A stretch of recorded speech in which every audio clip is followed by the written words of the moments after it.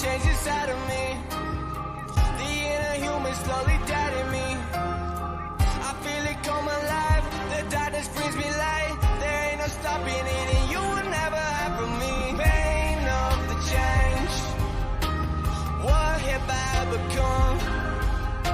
A creature of the night, ruled by moonlight. The pain of the change. This body's no longer mine. Feel wild and free, but caged at the same time. It's hard to be human, think human, feel human. A hunger's arising inside of me. The beast is alive and breaking free. It's hard to be human, think human, feel human. Keep putting more chains on the beast. Hope it don't break loose. You better hope so too.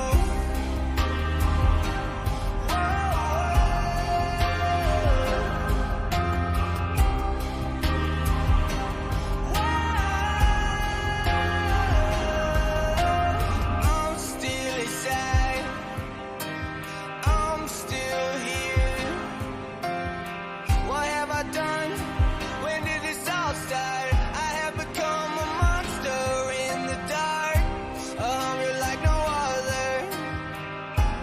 Running on instinct. What's this creature? Always inside of me. The pain of the change. What have I become? A creature of the night, ruled by moonlight. The pain of the change. This body's no longer mine. Feel wild and free, but caged at the same time. It's hard to be human, think human, feel human. A hunger's arising inside of me. The beast is alive and breaking free. It's hard to be human, think human, feel human. Keep putting more chains on the beast. Hope it don't break loose. You better hope so too. Whoa, you better hope so too. Whoa, you better hope so too.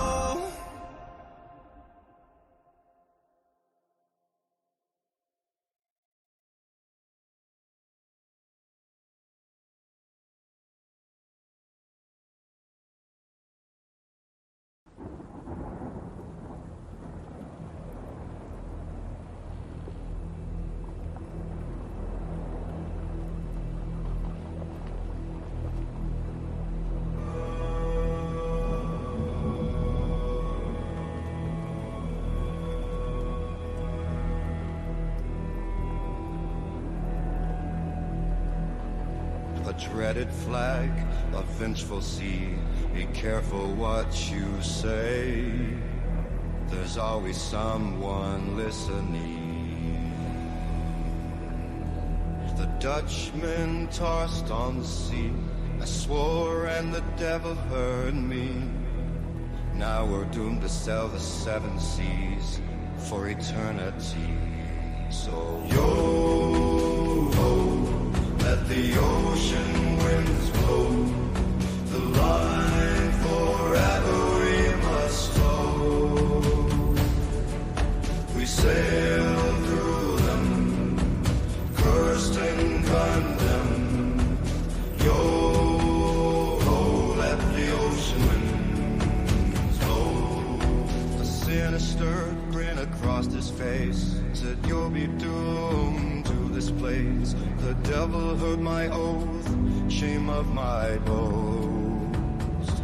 Oh, a ghostly ship from the depths, freedom from fear is the only gift of death.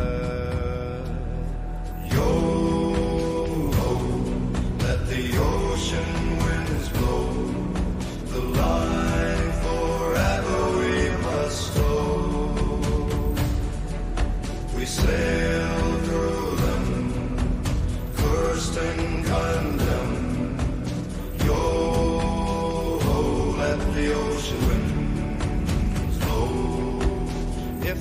cast your eyes, you'll join us like those before.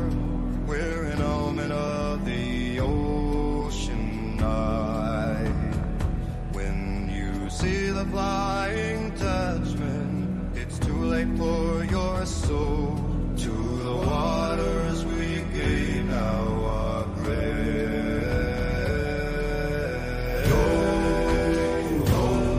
Let the ocean winds blow. The line forever we must flow. We sail through them, cursed and condemned. Yo, let the ocean winds blow. Yo, let the ocean winds blow. The line forever we must flow. We sail through them, cursed and condemned. Yo, let the ocean wind blow.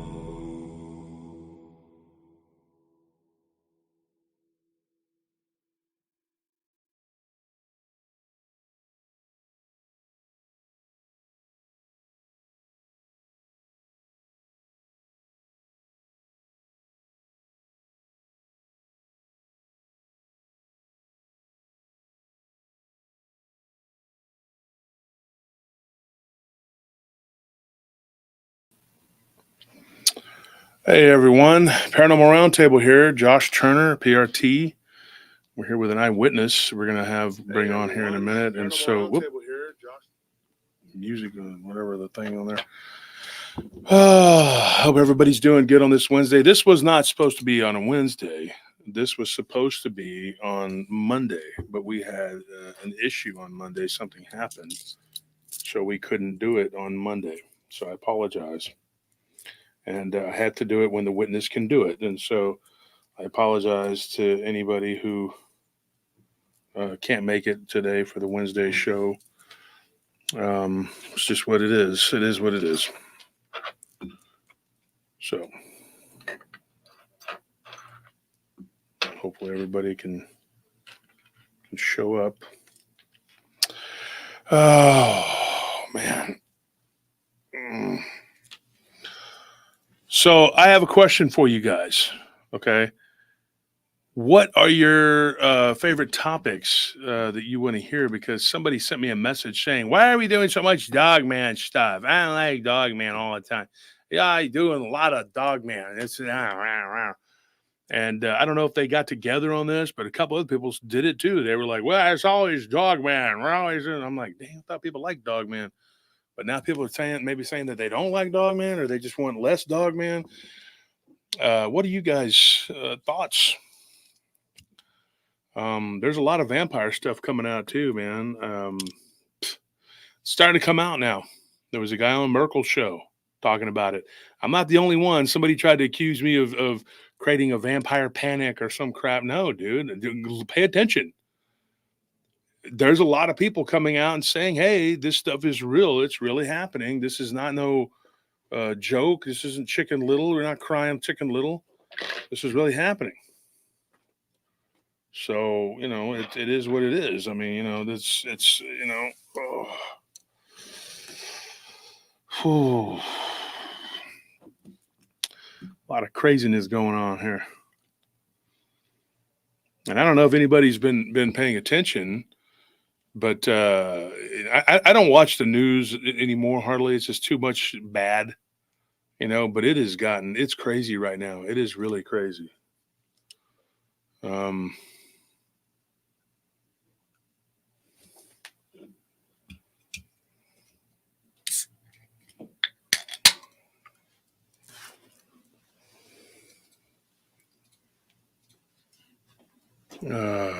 Found a new Italian place they opened up near our house, and we've been there a couple times now. Not taking anything away from Realities. I still like Realities. It's still good. And Geno's and Round Rock's still good too, but now it's in my top 3 at least. And it's called Bellissima. It is really, really good. Met the chefs the other day. and they are really good guys. Met the owner, met his son, who's the manager, and they have been really nice to us. And we've been there twice now, and it is really good.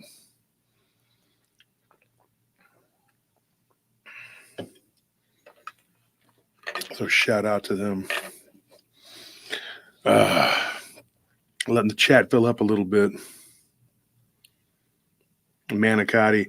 The Anthony tried their manicotti. I don't know. I couldn't tell you because I didn't try it. So I guess Anthony's not going to be on here today. Are you not going to be on, Anthony? I thought you were going to be on with me.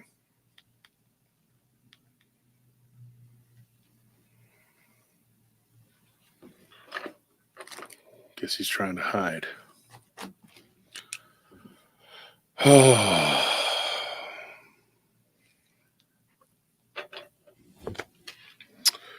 Give me 1 second here, folks. Give me 1 second here. I'll be right back.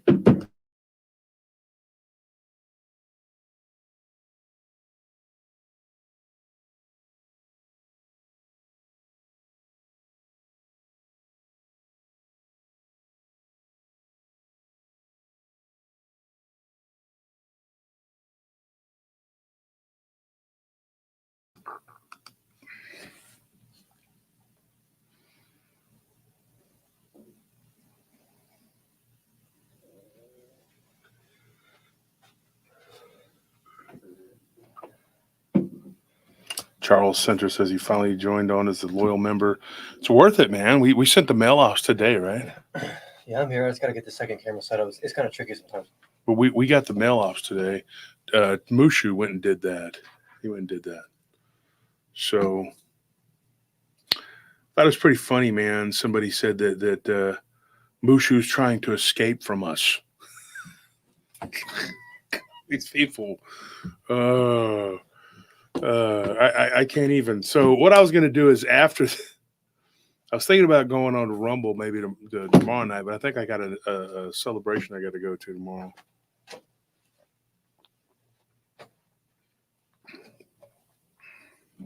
But I had to do it tonight because I had to get the guy on. So,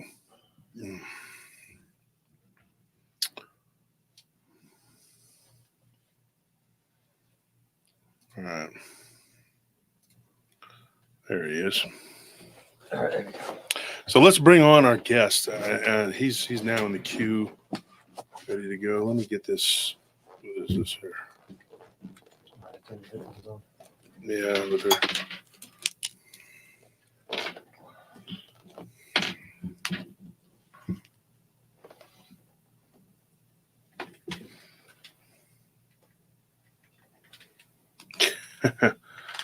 all the time. So, Mr. Phoenix, are you there? Yes, I'm here. Good morning, or good evening for you guys. Good evening. Yeah, and you're calling from what country? From Sweden. Sweden. Okay. Yeah. Yeah. So we had to get this done. So I apologize about Monday. We had a medical emergency, but now we're we're here. Yeah, there's no problem. Tell us a little bit about yourself. You don't have to go into great detail if you want to keep your identity, I know, a secret, whatever. But if you want to tell us a little bit about yourself. Well, I grew up here in Sweden. I live in Stockholm city. It's the mid part of Sweden. Yeah. I am in the mid 40s. Okay. And I've been into this cryptozoology for a long time. It started off, of course, with ghosts and stuff. I've been reading since I was 5 years old and dive into all kind of mysteries. It started, of course, with the Loch Ness and the Yeti and so forth. And then it faded into the crypto world because I came home from abroad at was it 2002? And then the internet starting off with different pages with different stories. So I read about the LBL early when it was up on some homepage, which is now closed. So you okay? So let me give you a little background. Phoenix reached out to me because I Yeah. had a woman on my show about 2 or 3 years ago, Yeah, and I'm and she gonna had a address lot her. to say. I'm gonna address her as Miss Misha. As what was you? What are you going to call her? Misha. Misha. Okay. Yeah, yeah. Uh-huh. And she had some Dogman activity going on at her house, and we interviewed her. Gosh, that's probably been since 2019. It's probably been Yeah. that long. Yeah, I was Yeah. at the show. Yeah, that was way back. So we've stayed in touch over the years, but you have some stuff you want to talk about. So how do you want to begin?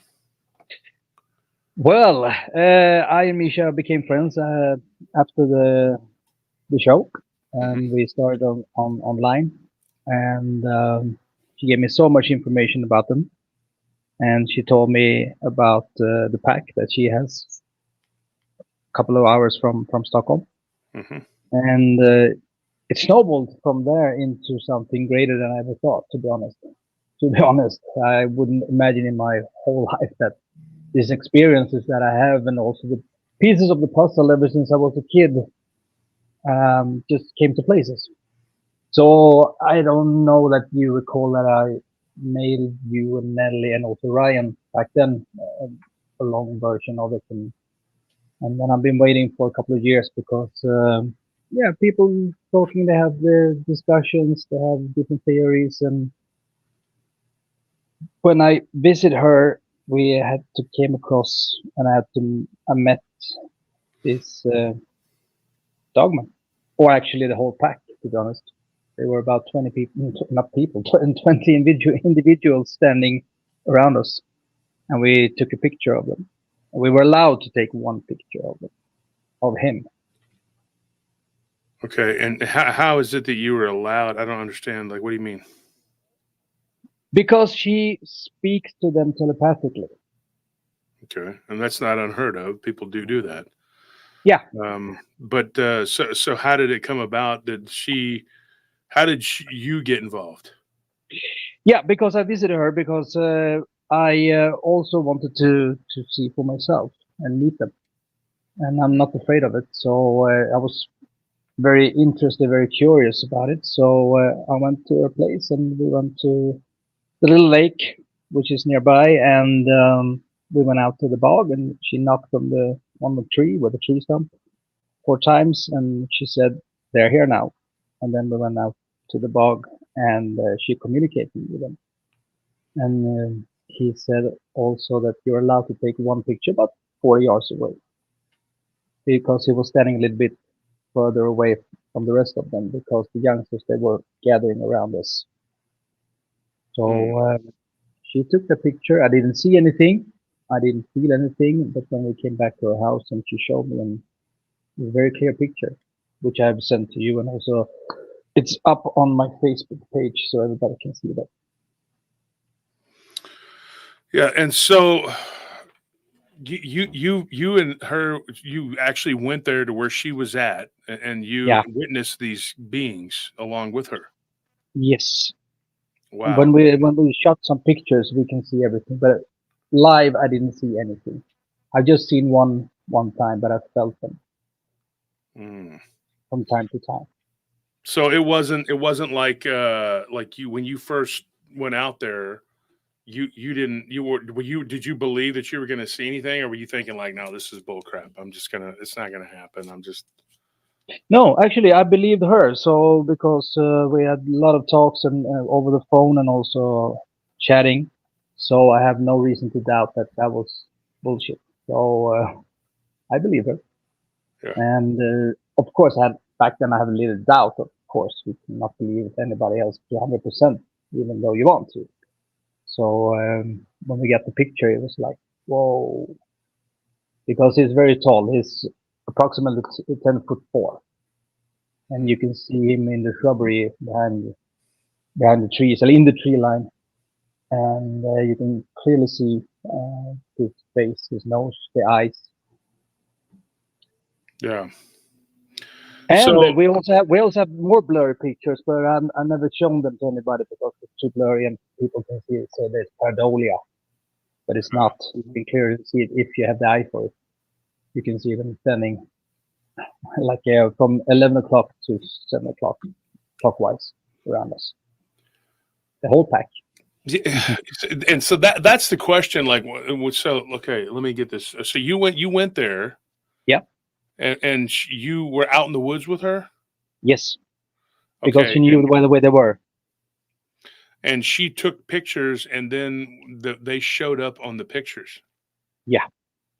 See, folks, that is the thing. At our conference that we did in September on Labor Day weekend, Bettina Moss and Abe Cius both had pictures. And Bettina put hers up on the big, and Abe could easily pick it out, and so could I, because Anthony, we've seen so many people's pictures where if you look at it, you can see them. Yeah. You can see them. Most recently, one of the places that we're going to visit is Lawrence Cemetery. And I don't want people to go out there and mess it up or mess with it. We are going to do an investigation out there pretty soon here, but like we still need another camera, and we have had to redirect funds to legal obligations, which didn't seem to work. So we got to take it to another level, but that's okay. We're going to take care of that. Here is our problem is that, we have a picture, but we can't say, hey, because nobody's going to believe it. That's the problem. Tyler Olliger, who came on the show, he showed a picture of one. And the weird things that go along with these pictures of these entities, we got one from, what was it? Winter Green, Georgia? No, what was that? It was in Georgia. I forget. It was something forest or I don't know. It wasn't Winter Green. That sounds like a chewing gum, but it was some kind of foresty name or something. And I got one recently. And when I first saw it, I'll be honest, Phoenix, I looked at it and I was like, what in the hell am I looking at here? What is this? It just looks like a picture. But once her husband like outlined it and said, take a look at, because he said it to me again.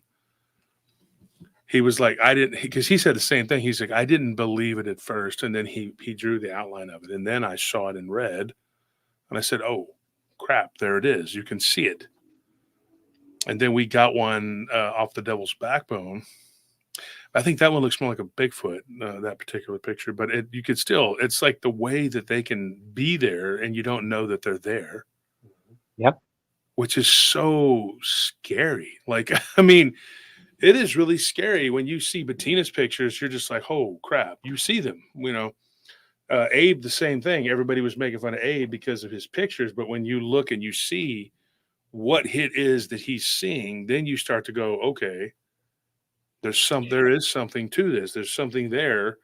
And it is, it's frightening because these very large upright canid or Bigfoot type creatures will be right there.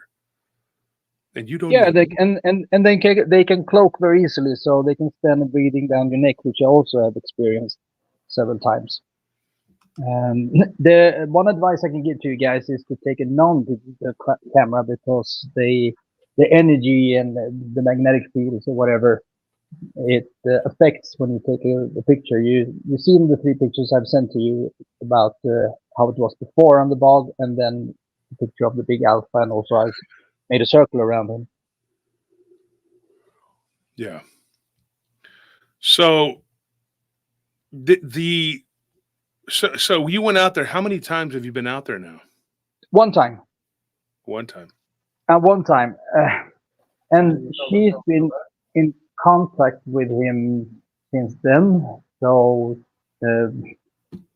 I know that people going to think that I'm totally crazy in one way, but I don't care because this is my story. And if you want to believe it, you can believe it. If I can plant a seed in your thought, that's okay. And if you just disregard it, yeah, what can I do? The thing is that she's been in contact with him since then, and she got so much information from it, so that's insane, totally insane. So much information about Dogman up here in Scandinavia and also about around the world. So I try to be structured here because so much I wanted to tell you guys. So, well, where do I start? Well, we can start with, I'm going to see, sorry, my notes here on my computer. The thing is that Dogman, they are civilized up here. They fall out with the humans 1003. So I'm going to refer the Scandinavian Dogman as the civilized one. And they are very big. They are almost Nordic. They look like German shepherds. There are different variations where the part of the world you are in. So down south in Europe, in Eastern Europe, they're a little bit more slim. They look a whole nother style ball game down at Arabic countries, South America, but they are very similar up in North America as to the Scandinavian ones. And the reason why I say they are civilized because 1003 was the last time they made a trading with the Vikings. And the reason why it was a fallout was because the Vikings didn't stuck to the part of the agreement. And the thing that they negotiated about was land and also trading stuff. Dogman they don't need trading like food and pelts and gold and stuff, but they traded also with another group of people. So up here in Scandinavia, there are approximately 40 packs, and it's run like a gang. You can say the structure exactly like the worldwide biker gang. So you have one president in Europe, one president in the USA, one president in South America, Australia, Antarctica, and Africa. And they are called Big Alphas. That's the only name I have, because Big Alpha up here, he speaks to her in ancient Nordic accent, but he speaks to me in English. I don't know why, but he does. You call she because I remember she called it Big Alpha. That was the name that she was, and I've talked to her multiple times since her being on the show. She needs to come back on the show. And that might be another good show to have. We have so many people trying to get on the show, and then no problem. And she's taken hiatus because she stepped away from everything after she spoke to you more or less, guys, for a couple of years ago, because she is very more open than I am. She has a different ability, so she shuts down and focuses on the family and job. That's why I talked to you guys and also have talked in other shows back then a couple of years ago as well. Yeah, and interesting. You and I have been corresponding for. We've been trying to coordinate it for a while for you to come. Yeah, we've been communicating since 4 years back, I guess. Mm-hmm. Yes. And we are busy as hell. I mean, we have a lot of stories. Oh yeah, a lot of people to talk to, and I know you've communicated with some of those people, but there's a whole lot of people who've seen these things. I mean, this is not. It sounds like it's like some rare thing. And thank you for that donation, Shade Viking. Greatly appreciated here at PRT. But it's been a whole lot of people. Like we had one person who gave us a bunch of information, and then she got off Facebook, got off Twitter, got off everything, and was just gone, poof, like a ghost. And so now we have all this information, but we were hoping that she would reemerge because she was going through the same thing. Her name is Michelle. I'll just say it point blank. She didn't care if we used her name, but she was going through something very similar. And she was in Arizona, right? Near Flagstaff? Yeah. Why Flagstaff? That guy on Merkel's show was talking about Flagstaff. What is with Flagstaff? Is it like the vortex or something? I don't know what. But she came on she talked to us and gave us a bunch of information. So we have enough to fill 3-4 shows. And then she's like, but I want to tell it. And then she disappeared. So we've been waiting since 2022. I think was it 22? 22. I think it was when we moved into this haunted place. So that was the tail end of 2022. 22. Okay. And so then we decided as a group, we're going to wait until she comes back. And then we got this message from some other account that says, I'm going to come back and talk about this, but I need permission. And I was like, okay. And it was very cryptic, not cryptic. And it was very much along the lines of what Misha had told us. and it involved the mind speak, and this one that she referred to, very weird, eerily similar. She referred to him as the large alpha. Had said she did not have permission. Yeah, that's the truth, because the thing is that all these packs which are here in Scandinavia, everybody answers to the Big Alpha, and also all the packs in Europe answer to Big Alpha. He is the European president, so he takes the shots. He's approximately 65 years old now. They live until 120. They inherited the title, so his oldest son will inherit the title and also the knowledge. When they're a teenager, they don't have the wisdom and the knowledge, but they gain the knowledge when the time comes. So they don't live forever. They die here. They are born here, and they bound by earthly rules, even though they are interdimensional.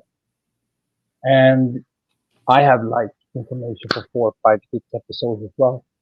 So I'm trying to be structured. I'm sorry if I'm not, but I try to be structured. So let me get this straight.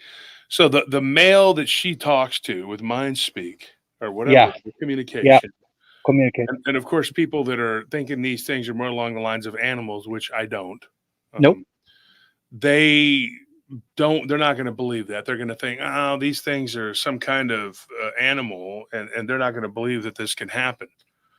But if I had just a quarter, because a nickel ain't worth nothing now because of inflation, well, let's say a quarter, for every time somebody said that one of these male alphas gave me talk to me, I think I'd have at least $50, and it's crazy. It's just insane. It's nuts, man. I mean, I'm telling you, at least, I would have to put a number on it. Yeah, because Misha is within his pack. I am with another pack, and I haven't established a contact that I can speak to my local alpha. Like I said, if you think about, or everybody think about the big motorcycle worldwide clubs. I'm not going to mention the names, but everybody knows which kind of clubs I'm referring to. Mm-hmm. So it's the same thing. So the Stockholm group is a chapter. The one down in South is a chapter. The one in Germany is a chapter. But Big Alpha is the European president. So he is in contact with all the different chapters. That's the structure. And the hierarchy is very similar as well. Because if you do something very severe to hurt the group, or you do mutiny or something, it's punished by death. So they have meetings. They have meetings like big organization have. And so that you're telling me that they have their own civilization, their own society. Yes. Let me ask you this, okay? If that's the case, are they shapeshifters? Nope, they're not. They are Dogman. Okay. So that's just the form that they're naturally always in. Yeah, and they live on the ground. So you guys have been right all the time. I think I wrote to you, Joseph, as well some time ago that you guys are almost on the spot of many, many things. And the things that you discuss, and also the other guys around Paranormal Roundtable, your friends on this side of the table, not the other side, the one in Louisiana, the one. They are so wrong. You guys are accurate. And the funny thing is, the Big Alpha knows about you guys. He also knows about Facebook because I've actually heard about that before. I've heard that this is not the beginning. Yeah, I've heard that this is. Yeah. And I've listened to each and every show during the years. I started to listen to you, Josh, when you were, of course, on VR, and I was really happy when you started your own podcast and everything. And I'm going to say it on air. I think you have the ability, because I've listened to you and you think that you have the purpose of this and this and that. And I discussed it with Misha, and I told him, I'm going to tell Josh that, yes, there's a reason why you do that you do, and that you have seen them, and you have seen other things that were spiritual and everything. So yeah, the big possibility is that They try to communicate with you, or they have surveillance of you, like they do with me there down here. Mm-hmm. Big Alpha is connected with me. I'm not connected with Big Alpha in one way. So he is my protector, and I have two handlers down here, and they have protected me a few times. And I've seen one, I've felt the other, and I know that the whole pack, maybe right now, standing outside in the incline here. I have no idea. I don't feel it there right now, but I don't. It takes years to establish a contact. Another time I can tell you about Miss Misha's encounters when she started to have this contact with him. Now it's maybe a bit more information about them. Do you think that they have this network? It's like a hive mind, like they communicate all of them together. The big alphas do. They don't step on each other's toes. They are in each and every area, but they can, when needed, they can speak to each other telepathically. So what's going on in North America, the European alpha doesn't bother much about it, but they have meetings in other dimensions, and opposite on Earth, where they get together. Do you? Corey Cantor asked, "Do you believe that these are completely physical creatures?" Nope. They are physically on Earth, but they are interdimensional. So they are on a higher level that we ever can imagine. Them and Bigfoot. And this may sound controversial, but the sole purpose here is to protect us, mankind, not each and every individual, from other things that come with portals. And as hard as it is to wrap your mind around, like I know that when I was talking to the people who were into the lycanthropy and the vampirism at that Temple of Shay, one of the things that I was told by Gerald and later on by one of his cohorts, a guy named Carlos, they were very adamant that dogmen do exist. Like they did say that. They told us that there are werewolves and then there are dogmen. Werewolves are they're a shapeshifter. But the weird thing from Carlos, which I haven't told his story yet, Carlos was telling me that that dogmen can shapeshift. That they don't always, and that this is where it gets really convoluted. They are like humans turn into what looks like a dogman, but that dogman can turn into what looks like a human. Okay. I know the answer to that one. I guess it's not a theory in my world. It's this way. Dogmen, they have yellow eyes and also have blue eyes. Sometimes very rare. They shift the eyes when they get mad, angry, or the adrenaline kicks in, so they get red, famously red. The ones that people see that have red eyes, or say for no reason, they are just aggressive and have red eyes, and people can feel that the difference between the kind of dogman or werewolves or whatever. So there are some beings that take the form of a dogman. Demon dogman that Miss Misha encountered the first time that she talked about. And then there are werewolves, and werewolves they're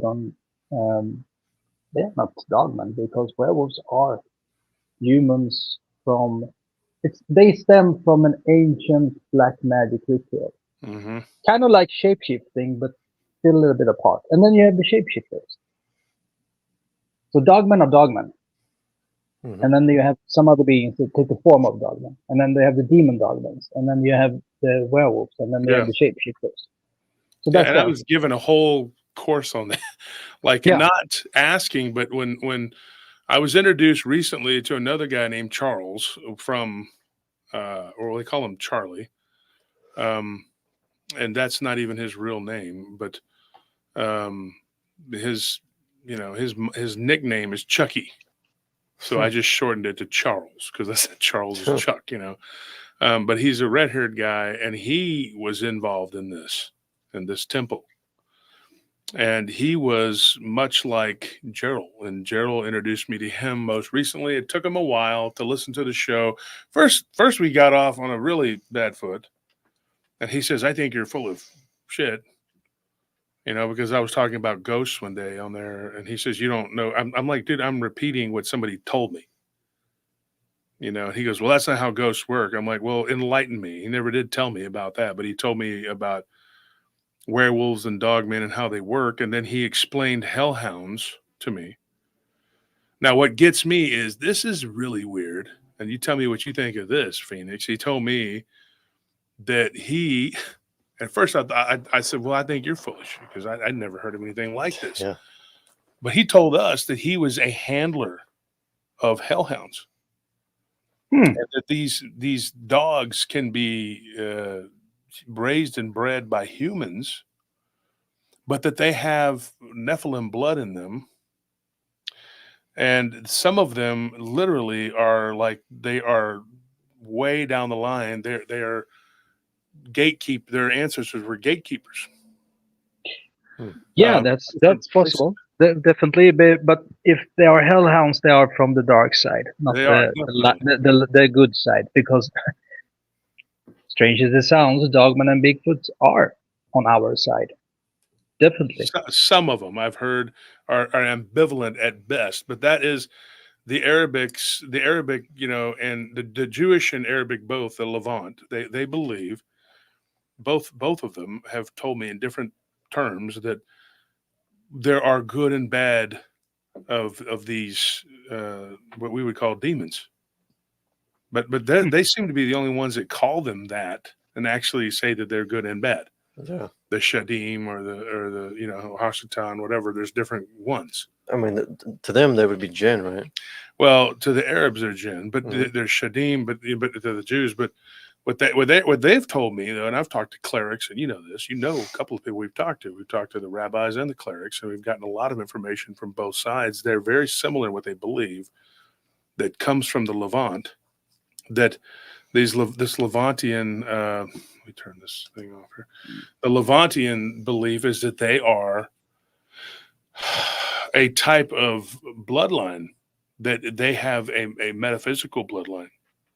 And of course, me and Anthony were doing some research this morning. We were doing some work, and we were talking about the what was it called? The Aisha Kaddish. Yeah, Aisha. Kadisha. I can't remember the name of it. I think it was Kaddish. Kaddish, whatever, something. But it's a type of ghoul. It's like a female ghoul, but it was spawned by one particular individual. Well, that individual became one of these beings, was born as a human, but became a demon. Which is Aisha Kandicha. Aisha Kandicha, that's right. So that's one of these beings that becomes that, and so if you were to study Dr. Dahesh, right, is his name? Dahesh, yeah. Dahesh, which is Daheshism. He started his own religion, and it was he did bilocation. Now, I've gotten several stories of bilocation. We talked about that this morning. I think we were going over some of them. Mm-hmm. One of the bilocation stories was quite astounding. Both of them actually were. Just very bizarre, and then there was a story I got about a woman who she was a complete narcissist, but she ended up in an insane asylum. I'll bring it all together. But in the end, she was claiming to be possessed by a spirit of a hellhound. And her face contorted into this bulldog looking thing.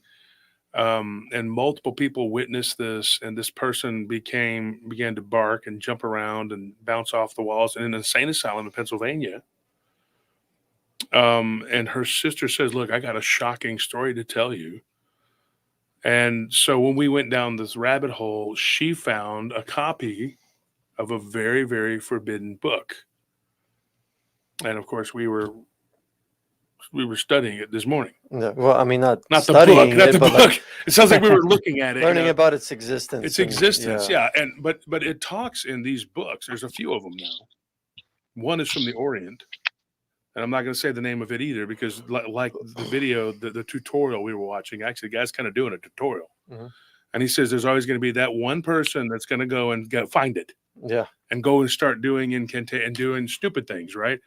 Well, one of them, it talks about how you can become a hellhound. And I'm like, why would you want to be that? You would completely lose your humanity.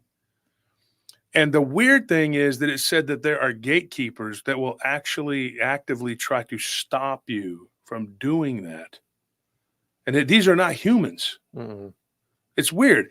These are like these sub-natured beings that their job is to protect that information from dumbass humans, basically. Yeah. Now, there's an argument, though, that I saw online whether or not these beings were of an extraterrestrial or ultra-terrestrial origin, or if they were being handled by extraterrestrials, which is another theory. This gets really deep. But then we also read that as a human, if you're a very powerful, what's it called, the male witch? Warlock. Yeah, they can be a handler of hellhounds. And they will oftentimes recruit I call it a patsy, a person that will actually give themselves over completely to the dark side like a fool. And they will become a pack leader of the hellhounds. And you can breed these things, and then the others will attach themselves to these poor dogs, whether they're Dobermans or whether they're it's crazy. But long story short, they become hellhounds. And then some of them can sort of like magically, spiritually evolve into standing upright. They were never people, but they look like Dogman. But they have red glowing eyes. Their teeth are malformed. They do not look. And if you look in their eyes, according to what I was told by Charles, one of these lycanthropy specialists, I say specialist because that's what he called himself. They have the swirling pattern in their eyes. They have a swirl. It's something like anything you've ever seen. Now, we have heard of people seeing that. There was a woman up in Colorado that claimed that she looked out the window and saw this Dogman's eyes staring at her, and she couldn't look away. It was like this swirling pattern, like a spiral. This whatever. And then it turns out that goes back to a cult in Egypt known as the cult of Set. And Anubis is one of the main deities that people see when they attach themselves to this, whatever. Yeah. And so it would stand to reason that maybe, according to the Jewish and which you read the Zohar, or the Kabbalah, either one. It's the same thing with the Hadiths and the Arabs. The Jews have the same ones as the Arabs, just different names. And they say that there are good and there are bad. And then there's some that are just in between. They don't care. They will cause you problems until you get away from them, get out of their area, whatever. They just want to run you off. Yeah. And then there's some that want to bargain with you. Like, you give me something, I give you something. And one of the things that they want to do is if you give them blood, human blood, they'll give you treasure maps. I don't mean like Pirates of the Caribbean. Oh, we're going to go and get some treasure. No, we're not talking about Johnny Depp and some pirates. No, we're talking about they will give you like a human skinned map with written in deer blood or whatever, human blood or whatever. And you can find treasures. There are treasures hidden all over the world. Yeah, it's actually a thing that's been cracked down on in the past, and then Middle Eastern countries, because authorities have really seen it. Because and it's now what, a $4 billion a year industry. Yep. And illegal this is artifact trafficking. Illegal artifact trafficking, and 90% of it is gotten through the communication with the other side. Because when they catch these people doing this, that they always have like these ancient books, these grimoires. These grimoires, like the Shams. I've been saying one of the main losses for the whole mankind was the fire in Alexandria. A lot of knowledge got lost there. and you refer guys to exactly what I'm thinking of as well. And also the Vatican, they have so much in the vault that they don't, Oh, of yeah. course, gonna want to reveal to the public, It's because then there's unbelievable. gonna be chaos. So if you are as knowledgeable as you are, Josh, you can, you know, take step by step and learn more, and then form your own conclusion, and that's about it, because you are on point on that as well. But everything that you talked about now is on the dark side, because you were right, guys. Also, it's the spiritual warfare here on Earth, which has been since dawn of time, Mm-hmm. definitely. Well, So okay. So these packs of dogmen that you and Misha have encountered, yeah, how do they fit in? Are they ambivalent, or are they the no, gatekeepers that are being talked no, about? no, no, Or no. They are solemn here to protect us, the mankind, from other things that steps in from the portals, and sometimes they go into the other dimension to prevent them from coming in to this world. So they kill them on the other side as well. But they are bound by some earthly rules, definitely. So they can be killed here. Oh, I know they can be killed. Yeah, they are hard. They are very hard to get killed, but they can be killed. And if they're injured, they can step into another dimension to heal, and then they come back. Yeah. Then again, they may So be if you protecting us as injure one, sorry, Anthony, sorry, I Oh. talk over you. Sorry. That's okay. I was just gonna make a comment real quick. Like, then again, they may be protecting us in the same way that a farmer protects his herd. You know, I mean, Yes. like, yeah, you're protecting your herd, but you're still gonna slaughter and eat them. You know. No, they don't like human food at all. They don't even like to eat dogs. They eat game. They eat farm animals, of course. Mm-hmm. But I'm going to tell you, the ones that mostly attack humans, which are dogmen, the Mm-hmm. species dogmen, they are the rogue ones.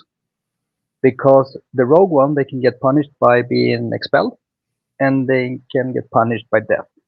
So if you're a rogue one, because you are a pack animal, you can say, they go crazy. So they are the outlaw, if you speak on that kind of terms. I'm going to refer it very much to biker terms, but they are outlaws and get chased away. So they are the ones who go crazy and can attack humans. So according to what you're saying, if you see one, you're in trouble. But if you see a pack, then it's a different story. Yeah, more or less. That If before. Yeah. the pack can be around further away, of course, and they can be invisible. But usually, Oh, yeah. yes, when you hear about aggressive dogmen, they are usually a rogue one. And here up in Scandinavia, we don't have many rogue ones. But the reason why they're more aggressive in the US is because, of course, there are a lot more people there. And they're especially very aggressive up in Michigan because they were there first, and then they had a fight with the natives. And when the natives were erased, you can say, or put into certain areas, then the settlers came. So that's why they're very aggressive up there. They are very aggressive down in Taylor, Mississippi, and they hold grudges for generations. So if your great grandfather tried to shoot them, they have a war with that family. Hmm. So the ones that people encounter in my hometown, what are they? They are a pack probably, and they are, for some reason, they are very angry, and some of them, of course, they have been fighting with the people in your hometown maybe for generations. So they hold grudges. They are very vindictive, and they hold grudges. Well, that would make sense because little people do the same thing. Yeah. Mhm. Any little Uh, slight at all, it's war. It's just but then people do it too. Yeah. Look at the Yeah. people acting out. They're acting a fool because you don't do or say. So in the USA, the rogue ones, they form their own packs. So that's why they are very aggressive and can jump on people and kill them. They don't just terrorize them. And the dogmen, they often, it's not, for everybody, but they often warn people. When they go hiking, they feel something, they sense something, or they hear something, a growl or something like that. Which, Yeah, and of course, the so rogue ones don't. And the Yeah. rogue ones are the one who smells because they are filthy. They gnarly on bones in the graveyards. They dig up corpses because they are crazy. They turn crazy. well, from one of the things we studied about these ghoul type creatures that are found in the Levant, and I'll go back there because supposedly these beings, some of them, when they die, if they're nuts, those spirits stay nuts.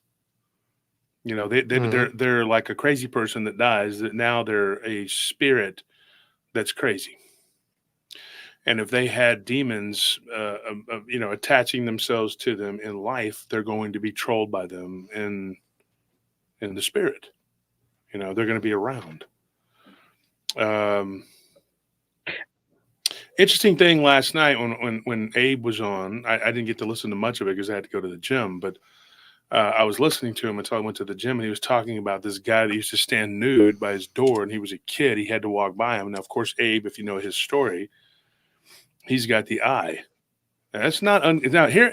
As far as Mexicans, we understand this. You know, Mexican culture, you understand that having the eye, or native culture, and I have both. That's a real thing, and people see. Like, so he could see not only this guy's craziness, but he saw the demons that were going in and out of him that were making him do that and be mentally ill. And so when you start looking at these beings, these people, look at them as what they are. You know, they're insane, but these things are making you insane. You're being made that way by something, you know, and so many people can stop and go, well, you know, there's just a mental illness. What causes mental illness? Now, somebody could get bopped on the head, and then there could be somebody that becomes crazy. But there's another thing that can happen too, and that is a demonic obsession / progressing into demonic possession, which makes you that way. And there are people who, like the Warrens, they covered a case of a werewolf, you know, and they were convinced that it was a werewolf, but it was all on a spiritual level. And so you have these different types of beings that do what they do, and it's impossible to know what's what. I mean, like I always say, it's like you go deep sea fishing and you throw your lure out there. You don't know if you're going to get a marlin. You might be fishing for a marlin, but you might end up with a blue shark. Yeah. And then you have the Gagwe, and the Gagwe, they are living in the southern part of USA, and they are cannibal. They are Dogman's retarded cousin, you can say, but they are more like Bigfoot. That too.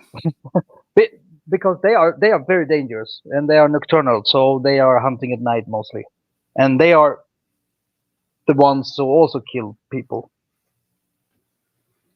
Mostly down there. Eaters. They call them face eaters. Yeah, and they're a mixture of Bigfoot, Dogman. Like I said, they look kind of retarded.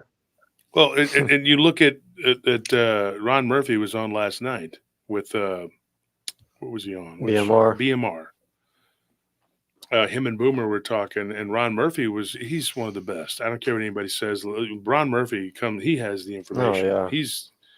He should be way more touted than he is. He just doesn't self-promote. It's too humble. Yeah, he's a very humble guy. But he has audacious. Amber says the retardation. They have the retardation. But Ron was on there last night talking about when he had never heard anything about a Dogman. It was doing Bigfoot research.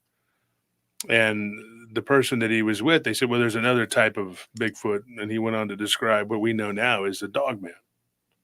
And he was like, yeah, they hang out in packs and they do this and that. And it's basically a Dogman, you know.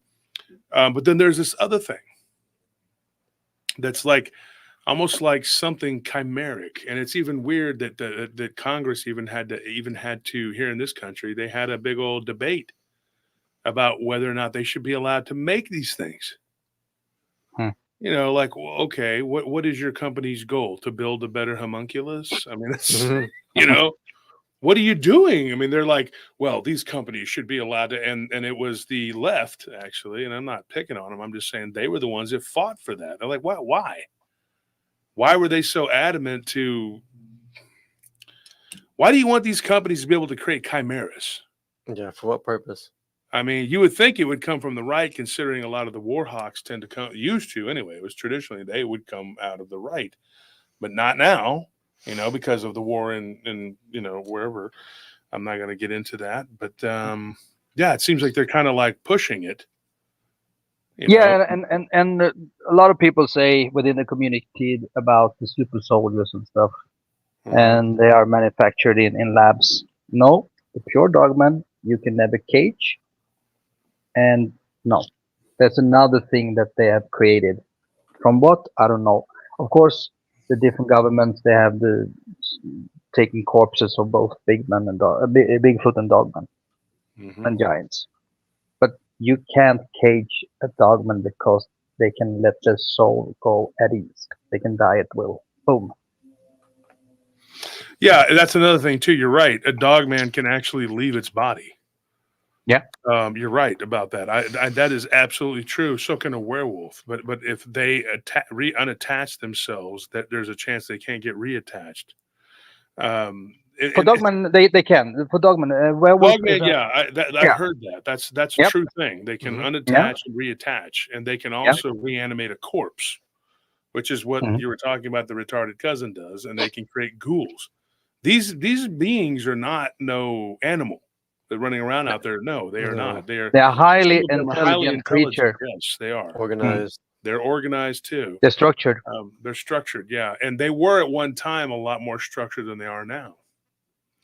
Yeah, I believe that over time their civilizations were eroded. The Indians from India and the Tamil culture. There's a lot of stories that I've some of my friends from India have told me that they lived side by side with these beings according to their traditions. Yeah, and you know that they were actually mercenaries down around the Mediterranean. Yes, they were mercenaries, Black Sea pirates, and this is pretty cool tidbit here. My dad's family, the Cossacks, supposedly traded with them. Yeah, and they came out of the port of Gutra, which is where the last library of Alexander and Aristotle was built. And I've talked about this before, that the gypsies took it out of the knowledge out of there. They called it the knowledge of black sail. And what they did was they took it out. And some of them got onto boats and they followed the Gutaras, and then they got off at different ports and they spread out. And some of them actually, and the Gutaratis went all around the world because that's what they did. They were merchants, and they traded with the Phoenicians and the Chaldeans and the Phrygians, and they traded with the Thessalonians. But then you had the ones that went overland, and they took the knowledge with them of being able to shapeshift. And like I said before, these are like people who have the cheat codes to the nature of reality. Yeah, it's I wish I could just download my brain and y'all could see it, but I can't. And you and I, Joshua, are very alike because I have the same kind of mind. That's really funny. Unfortunately, we didn't have the chance to talk in private before this show, but maybe we can talk afterwards because there's so much more that I don't want to share right now, on the air. Well, I got the gist of it because of how many times we've communicated already through the messenger and a couple of conversations we've had, but we haven't had a chance to go really deep, down that rabbit hole. Because if I went deep down the rabbit hole, I could start talking now and we wouldn't end until the end of the year. Yeah, I know. And the thing is that when they were mercenaries, they were not mercenaries to the highest bidder because they can see the humans with a pure heart, with the pure intentions. Yeah. Well, there were different ones from what I was told. There were different types. There were types that did fight for whatever, and then there were ones that were actually fighting, doing what was right, but they didn't speak. They didn't have the vocal cords or the ability to speak. And a lot of people use St. Christopher as an example because he was a dogman. That sounds crazy, but a lot of the depictions of him were of him as a werewolf type creature. Yeah, no, but I have another take on it because I think they he could communicate with them. That's why they made him a saint. So that's why they picture him with this werewolf head or wolf head. Yeah. But also down there when they were mercenaries, they have this equipment like normal soldiers, but of course much bigger. And they could get killed also, and they got killed back then as well. Some of them. But they, what do you say? I lost my train of thought here. Yeah, the fallout between them and the humans was the same thing that happens up here in Scandinavia. Because the humans, they didn't stick to part of the deal. Which mainly were territorial. You can have this land if you help us fight this army. And the reason why there are not so many dogmen down there nowadays is because they were hunted down and killed. And they are a little bit different from the Nordic ones. A little bit differentiations. Well, they supposedly a little bit smaller. Yeah. And the further north you go, the bigger they were. Yeah. They're not so very good. They cannot stand the climate that good down in the desert in the same way. Because, like I said, they live by the earthly rules. So if a lot of mosquitoes up here in the summertime, they get affected from the mosquitoes. That's the way it is. Yeah. What are your thoughts on? So you, according to what you're telling me here, and this is allegedly, I'm not saying I believe or don't believe, but then people are saying, well, who's next, Victor? I know who that is. I know too. A snarky comment that somebody made, but what I'm trying to say here is, you can't discount what somebody's saying because a lot of what you're saying checks out to a degree. I'm not ready to stamp it and say, hey, this is the absolute gospel, but there is a lot of what you're saying that I've heard before. Yeah, and I got the information straight from the source or via Miss Misha. I'm not sure about that as you are. So one thing, sorry, Josh. One thing, werewolves, they can speak. Yeah. But talking about because they have the vocal cords, because they are stemming, like I said, from an ancient black magic. So werewolves are not like Dogman at all, and Dogman hates werewolves, so they kill them if they can. Yeah, and also hellhounds, which are something different too. And then it gets really confusing because some of them can stand upright. So that I think is where a lot of this comes from. The confusion where people say that there's a Dogman type that can stand up on its hind legs. Okay, but it looks like a wolf. Yeah. On its hind legs. That comes directly from the hellhound because, and I didn't know this until the last few months. I think back in February was when I first started looking into that because somebody was emailing me. And at first, I got to be honest, when I first get hit by some of this stuff, I don't know what to believe. I'm just kind of like, yeah, well, maybe that's true. Maybe it's not. It's somebody's theory. But then you kind of go back and you're like, well, maybe this is, maybe there's something to this. I don't know. But then when I was talking to this guy, Charles, or Chucky, as they call him, he was telling me, I mean, he's just a good old dude from Arkansas. He's not even trying to be like, he's just like, look, I was involved with these people. He was very matter of fact. He didn't want to be known as somebody, anything other than, so I just, I thought about it and I said, well, if you're telling the truth, and then he started to tell me something that someone else that she had told me, and it was a female who was from Wyoming, who was explaining to me from the Wind River Reservation.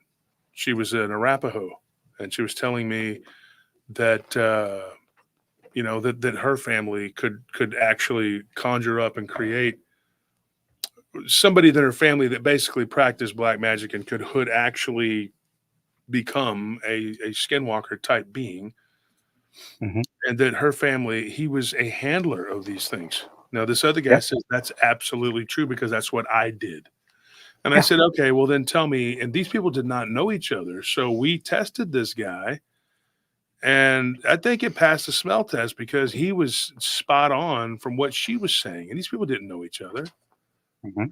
Chucky's from, not from Little Rock. He's from, what is it called? A little town outside of there. But, and she's from Wyoming. And these are two people that didn't know each other. You know, one I got in touch with me in February, and the other one was about a month ago.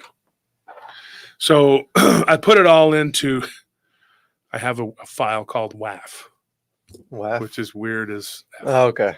That file. You've probably seen it, Anthony. Like, what is this? Don't erase it. It's weird as F, because I don't know what that is. Excuse the crude, acronym, but I don't know what it is. So I have to put it in there. And I was kind of joking around the other day with Lyle, and we were like, because he gets one-offs too. I was like, let's compare one-offs, because I got some weird ones, right?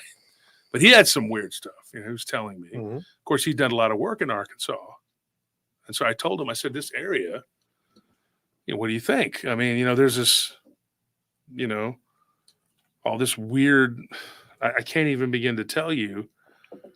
And then I've gone over a lot of stuff with different colleagues, like Barton's and one of them. We've looked at some of these reports, everything from Bat Squatch to Mothman to werewolves and Dogman, and it gets really tedious because you don't know what's what. But I personally, and I can't speak for the rest of my colleagues, but I can speak for myself and myself. It's like there's this strange, evolution that takes place in your opinions and thoughts and brains, that eventually you have to come to terms with anything is possible. Yeah, because because you think of it can be. This world is very malleable. 2 years ago, 3 years ago, you guys weren't prepared for the things the information I have. The thing is that everything is involvement, everything involved with the thoughts and the big puzzle and everything. So yeah, the time is right now. Mm-hmm. And now this big alpha that you were talking about, you saw the pictures of him after they were snapped. Yeah. Yeah. Have you communicated with him? Yeah. He's been in my apartment a couple of times. Like he came into your apartment, but not in a physical way, like an avatar? Exactly. Like Yeah. manifested? Yeah, he manifested in my bedroom one time. He was so big. And of course, I didn't get scared because I am under his protection. And also one time when I was sitting in the sofa and was a little bit down, I just felt a pat on my head. And he talked to me. And when I was on the other show a couple of years ago, he was actually speaking in my head when I answered some questions. So that's why I was sounding a little bit more like, yeah. There's so much to unwrap. Yeah, and the reason why, sorry to interrupt, Josh, the reason why I have a communication with him and I under his protection also in this Misha is because it picked us to among approximately 400 people around the world who can communicate with them like this. Small and number. Yeah, it's a very small number. And I know I heard some story, one guy down in south of USA who also communicates with his south or some Dogman. And of course, the demonic ones, they can communicate because they are demons from the bad side. And also all the things that you told us about today or this evening, it's the bad side, the dark side, the demonic side. And earlier in the show, you said that this big alpha that he knows about PRT. Is that correct? Yeah. She showed so herself a good thing or a bad thing for us? It is a good thing. He likes and approves what we do, and he is impressed by Josh and his knowledge. And because she was sitting out in the woods, because sometimes she goes out there and to meet them, and they come to her house, especially Big Alpha, and she showed him a cell phone, and they communicate like we communicate, but they communicate in another language on a higher level. And I communicate with him, like I said, in English. And his voice is like Mufasa when Mufasa is dead and speaking to Simba, like James Earl Jones, deep voice. And I will say this before anybody just absolutely poo-poos, because I don't know what I believe. I'm just going to go out and say that. But I will say this. I've known Phoenix for a long time, since at least 2019. Yeah. And I remember when we began communicating, you weren't telling me any of this. Mhm. It wasn't until after your meeting with Misha, if I remember correctly, that you you kind of developed your thoughts about it. Yeah. Yeah, because My you wanted to get in touch with her because you wanted to know the truth, and you were living, in the same country. And I'm just telling the audience here. So what happened was it was like it's sort of, once again, there's sort of an evolution that took place Yep. of your views, and I remember when you guys had hooked up to go and learn this stuff, and I remember all of this because she kept me posted, and so did you. And then it began to kind of like you began to give me information, bits and pieces here and there. And I remember you went on another guy's show, and I don't know much about that episode because I didn't watch it because I don't watch his show. But I No. know that you came on and you talked about what you're talking about now. Yeah. But I know that I feel like I have quite a bit of information from different sources, different sides. And that's because I was more open to listening to people because I am in pursuit of the truth about these beings, wherever that road may lead. If it means that I need to do an about face and be a different researcher and look at it from a different angle, then so be it. But I mean, one of the most compelling photos I've ever seen was of a guy taking a picture of himself in the mirror, and it looked like a Dogman was over him. Yeah. Like a translucent one. And it was basically him saying, look, this is a big alpha, blah, blah, blah. That particular picture was from Tennessee. And this guy did this in a hotel room, and there was another person standing there. And when we scrutinized that photo, we couldn't find any, there was nobody could prove that it was some sort of tampering or anything like that. Of course, you throw it on Paranormal Roundtable Group, Yeah. it's going to get chewed up. Everybody's going to fight about it. So why bother? But it was a very compelling photo. And the guy was saying a lot of things that were very similar to what Misha had said, and how it came to be. And now what you're saying, and this isn't the first time we've heard this kind of stuff. We've also heard, I believe it was Anne Celine came on the show and talked about the Bigfoot that superimposed itself over the guy's face. Yeah, I think so. Was Yeah, it yeah. her? It Yeah. was Ken's girlfriend, right? Mhm. Okay. So you go through this whole weird, and of course, Anne Celine knows a lot about vampires, and that's where the Mhm. name Celine actually is, because that's the name of a vampire, believe it or not. There is this one vampire called Ambrogio, who was actually cursed by Apollo and then Artemis. There's a whole story behind that. His wife or whatever was named Celine. So there's a whole backstory there. That's where she got. I don't even know if that's why. I shouldn't be saying that, but I think that's where she got the moniker. Mhm. So she's very astute about the vampire, culture or whatever.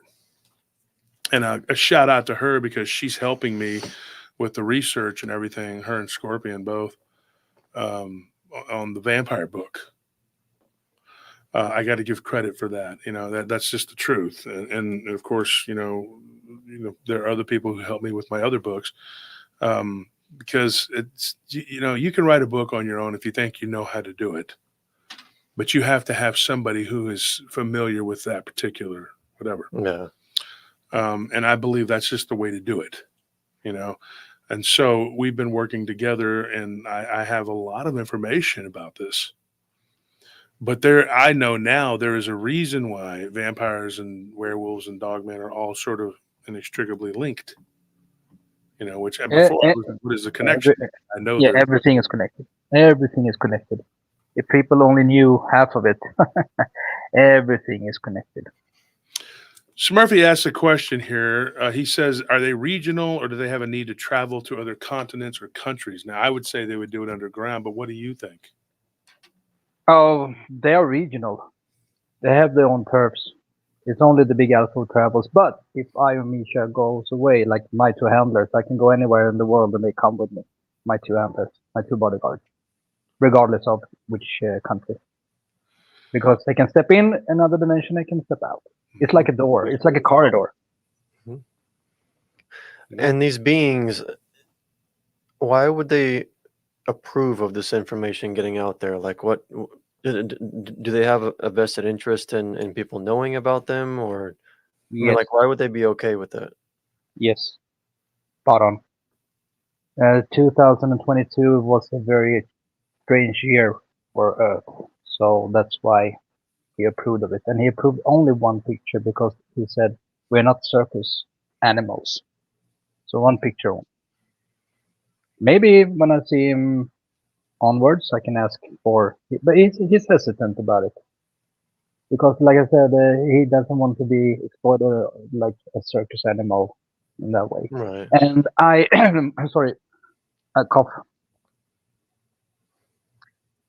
The pack I have down here, I know that they're around me, but I am not approved to take a picture. We have to be very loyal to them and show our loyalty towards them.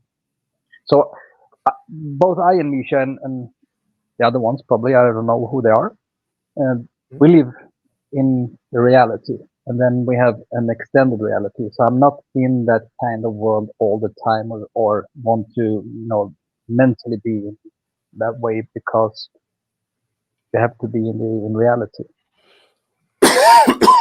And does Some this people being, some people fade away to all the kinds of stuff, and they dig very deep in different rabbit holes, and they live the whole life with this.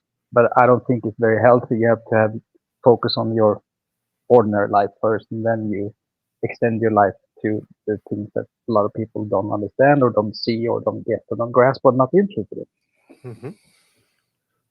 And does this being approve of you being here with us now on the show? Is it something that you had to ask about in He advance? was he knew he knows about it. He knows pretty much everything I do, and he approved it.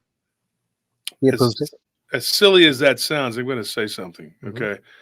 Now, first things first, he had this thing in his presence, in his living domicile, which is not unheard of. Even Nick Redfern, the no. great author Nick Redfern, he's in my book for having had a bedroom encounter. A lot of people have seen these things in their own homes. Tons of people have had these things. The Hexham Heads in England, they were seeing this werewolf, and of course the Serbian werewolf case that we covered. The thing was going up and down the stairs and opening portals. Or what? I don't want to say. They didn't say it was portals. That's what we think it was. It's portals. But I can tell you this.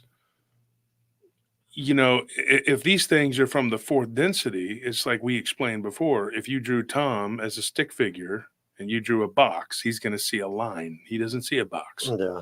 And if he does figure out that that's a box by going over the top of it, and he decides to put a pair of shoes in that box, we see it. We see everything Tom does because he's two-dimensional, right? So we're in the third dimension or third density.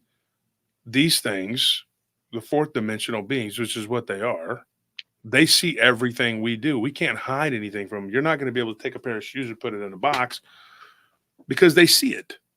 They see everything. And so then they seem like some sort of super duper powered being because they know everything that you're doing. Yeah, and we are connected, so he knows about everything.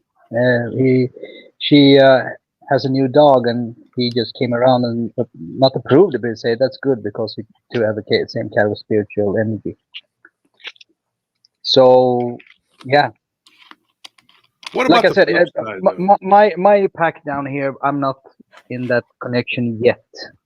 Not yet. One of my handlers have spoken to me one time, and then I saw another one. He was big as a cow on all fours, walking like a panther, and then he just stood up on two legs because they can shift between 2 and 4 very easily, and the popping sounds, they are accurate if they're joined, so like boom boom. What about the flip side, though? What if this thing is not good? What if they are just being nice for now until they can bide their time? Well, I can say they are good because they've been around me since I was a kid. So they are around several people when they are kids and youth and also adults, but mainly when they are kids and youngsters, to see who can stand the heat. Because It's crazier than it sounds. They can see our spirit, they can see our intentions, our heart, souls, and everything. And then they test everybody. They tested her as well. They have tested me. And I stood the test, obviously. So Because far. I mean, So yeah, far. they're going to give you a test, but you should also test them. True. Because we're supposed to test the spirits. What if they're and somebody just says they play the long game? What if that's what they're doing? What if, like Dark Relief says, what if they're playing the long game? Yeah, they could be playing the long game, but I don't feel that in my heart and soul. No. That happened so many times. They also saved me one time. So, no. I can only speak for myself and also Misha, but no. I have some encounters I can talk about next time or another time or in private, but no. They have proven themselves. We have proven also ourselves. So when And you the saw information that we get. go ahead. No, I mean, the information that we get from them, they are not. They could have killed me several times. They could have killed her several times. There's no reason that we would be alive if they were evil. Well, Even though what if if we live the long run, so in that way they can be years. But they have established connection from their part since I was a kid. Now, since I was 5, 6 years old and grew up on a farm. We didn't have any cattle and everything or something like that, but I grew up on the countryside here in Sweden. I remember clearly one time when I was walking out with my buddy, childhood friend, and we were walking in the woods, pretty close to the house. But when you're little, the woods are of course larger. And then we came to a clearing, and I felt this bubble, and he felt it as well. And since she was down was fine. And then much later, Misha told me, "Yeah, they checked you out. They kept an eye on you." But and not to sound like a nag, but how can you know though? How can you really trust it? Because I mean, I just couldn't do it. I couldn't, I mean, if something flees at the name of Christ, then I think that's a good litmus test. Yeah, and I can say also that if you say in the name of Christ I rebuke you, it doesn't affect on them because. But are you a Christian? Yeah. Okay, so you're a devout Christian. Okay, so Yeah. if that's the linchpin. If you're just a regular person saying that, then it's like, what does it matter? No. I was baptized. I was confirmated. You say also that one in English, right? Confirmation.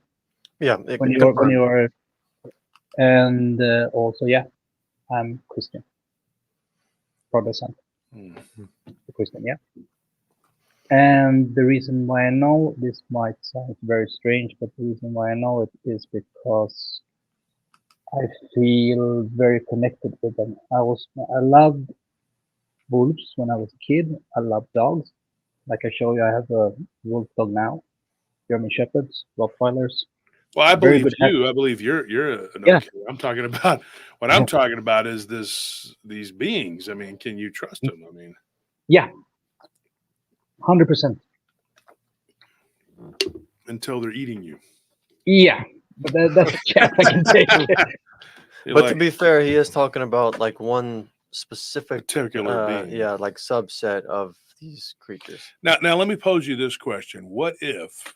Let's just say, for argument's sake, they are, like you said, some of them are organized, and I don't think they're all knowing each other, but they're trying to create a better image for themselves, which is what companies do. They'll team up with each other and try to make themselves look good. And, let's create a charity and all donate money and look like we're good people. What if these beings are all trying to look like they're good guys? Yeah, just a thought, and so they're doing the PR. They're doing a PR stunt. So yeah, just for the other argument's sake, they can do a PR stunt and be very evil. No, that's what I'm saying. Like, what if the trumpet blows and the demons from the under the Euphrates come up? And which, by the way, there's not just two. People say there's 2 or 4. No, those are 2 or 4 leaders of legions. Yeah. That's what people don't understand about it. You need to read the translations. That's why the biblical translations are so important, and people just will not listen to what I'm telling them. that the Bible is not, they don't know the translations, but translations say, oh, there's these angels that are going to come out from under the Euphrates. Do you know that they're not just coming by themselves? Mhm. It's not just going to be a couple of them popping out. No, they have literally every fallen and every rebellious, which are two different things, have each one of them have their own army. You know what I mean? Mhm. And they're not all Mhm. necessarily friends either. There's a lot of No. infighting that goes on too. Yeah. You know, look at Republicans and Democrats. I'm not talking about Yeah. they fight each other, right? But the Republicans also fight Republicans, and Democrats fight Democrats, Yeah. and then sometimes they cross aisles to fight each other. It's never as cut and dry. And demons are just like people. They're just as stupid. Exactly. They want to be want to be the king of the hill, of course. Mhm. They're fighting each Everybody other. wants that. Yeah. And the reason why they're more ferocious in the US is, like I said, due to the expansion of suburbs and developments and everything, and they get chased off the territory because they were not too kind when the settlers came, and then they changed because the settlers they expand. Yeah, And and they have, also the bear men came too. I believe that they probably came over with the Vikings. That's my theory. yes, correct. The Dogman came also over with the Vikings because they were an alliance. Like I said, 2003, something happened up here in Norway. But before that, yeah, true. And because there were not so many people on the American continent, they roamed around more freely and they became more feral, you can say. Yeah. So that's why I call these ones up north civilized ones. Yeah. So, Mysterious Nocturnum says, not going to lie, I didn't know exactly what I expected when I clicked onto this live. It certainly wasn't what I'm getting. Really interesting stuff. Well, I'm hoping that you like it. I mean, I don't, can't please everybody, but hopefully that. No, it's food for thoughts for somebody, and somebody Yeah. just say, "Yeah, I'm totally crazy," but well, I'm not. I'm just going to Well, inform yeah, you. you put yourself out there. I mean, it takes Yeah. balls to do that too. Oh yeah. So these specific beings with which you are in contact, do they go by? How do they identify one another? Excuse me. Do they go by names, or do they have Yes. another system of? Okay. Yes. They go by name, and they have a first name. They have a surname, and the surname is the house of, equivalent to house Yeah. of.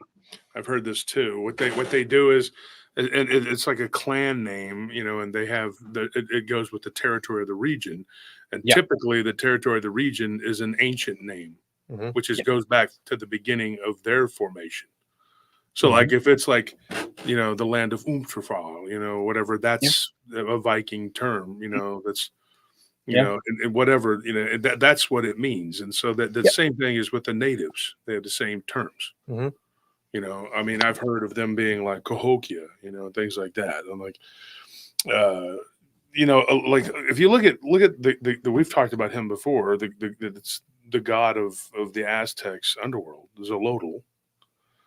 It goes back to a region that actually is like in northern, it's not a northern, southern Canadian border.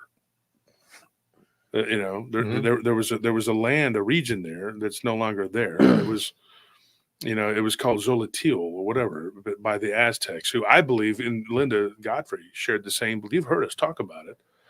Her and I have talked, and we believe that they came from a migration downward, and wherever they went, they planted corn.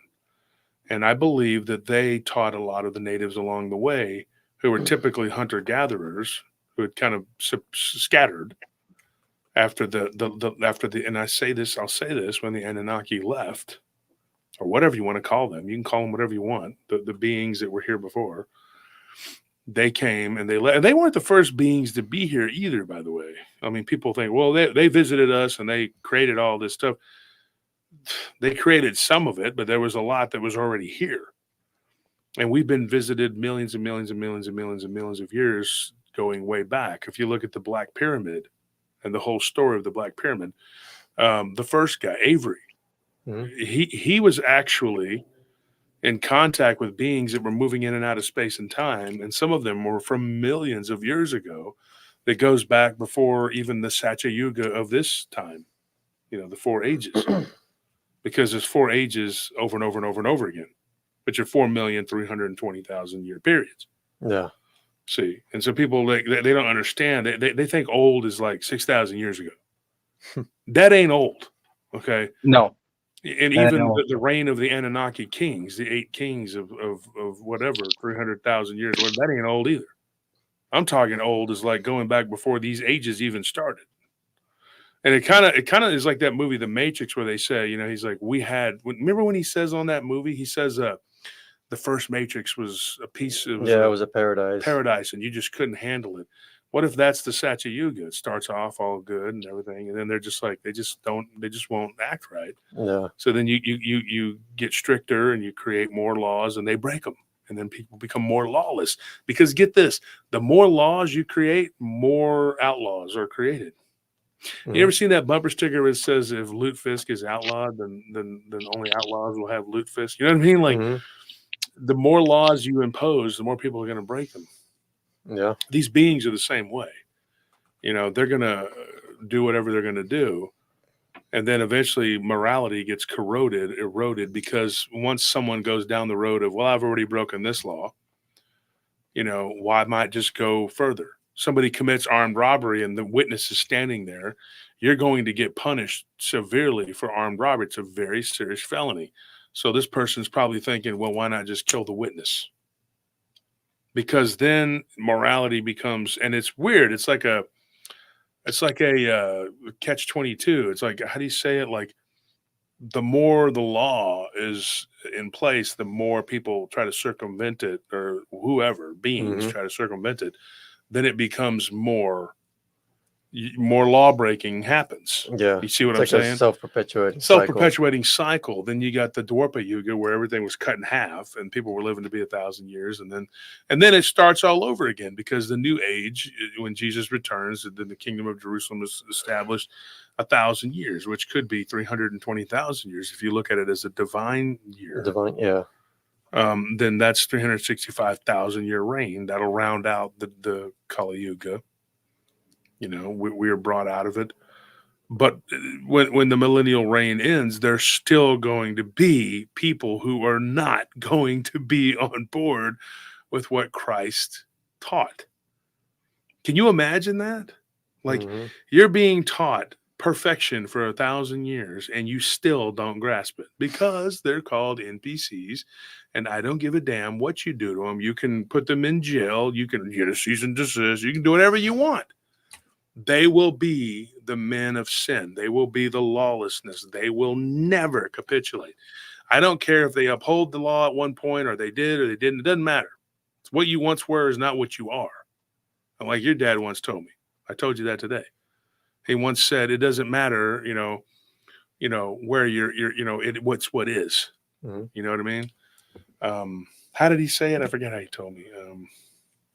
That it doesn't matter where you are. It's about where, or it doesn't matter where you want to be. Where you want to be, where you are. You can want all you want, and also want creates suffering. Yeah. Now, he didn't get that philosophical. We were drinking beer and eating pizza. You know what I mean? But he was kicking some wisdom to me as a young man. Your dad is the same age from me as I am from you. Yeah. Right. So I think that's kind of weird. And then my dad is the same age as him. That's weird. Yeah. When you think about it, it's like But my dad knew your dad when he was young, and then I know you, and it's just that's a weird synchronicity there. But I learned a lot from him. When I was a young guy, your dad taught me some things, and he was like, doesn't matter where you want to be, it's where you are. Yeah, and also the Dogman are individuals. So in North America, Canada is Bigfoot country because they have vast forest and pine trees and fir and everything. And USA is the Dogman country because Dogman can stand the heat or different climate zones, temperatures better than the Bigfoot. And also when you have a local chapter, you have more aggressive alpha for the local alpha. They have some are not very friendly and then bend the rules. They have strict rules like the gangs, the clubs. They have a protocol that you should obey this rule. And then it's up to the North American Big Alpha to deal with those chapters. So that's why some chapters are more aggressive and more territorial than other ones. So up here north, they are more laid back, like more civilized, like I said. They follow him. But they have this mutiny 2 years ago in Norway, and they had this big meeting, and some of them were executed, some of them were expelled. There were youngsters who tried to overthrow the Big Alpha. Well, that happens in everything. Yeah. That happens in everywhere you go. Exactly. That's like mafia. It doesn't matter. Mm-hmm. Just look on the TV show Game of Thrones. It's the same thing for them. Mm-hmm. Yeah. And it's only the female alpha who can mate with alpha, and everything is almost like it is like medieval courts. That the oldest son, he takes over the throne, and if he's too young, then the female alpha steps in and if Big Alpha gets killed or gets sick. And in your opinion, like you were saying about Canada has a lot of Bigfoot. Now they have a lot of Dogman too. Yeah, they have They Dogman really too, but there are not so many Bigfoot down in the USA as there are up in Canada or in Russia. there's You a want lot the big belts around the globe with dense woods on the northern hemisphere. And if you just look at what happened in Alaska at Port Chatham, they were killing people. They were twisting their heads off. The Bigfoot. Mhm. Yeah. Bigfoot did that. They were just Very incredibly aggressive. violent and aggressive. Look at the Headless Valley. Mhm.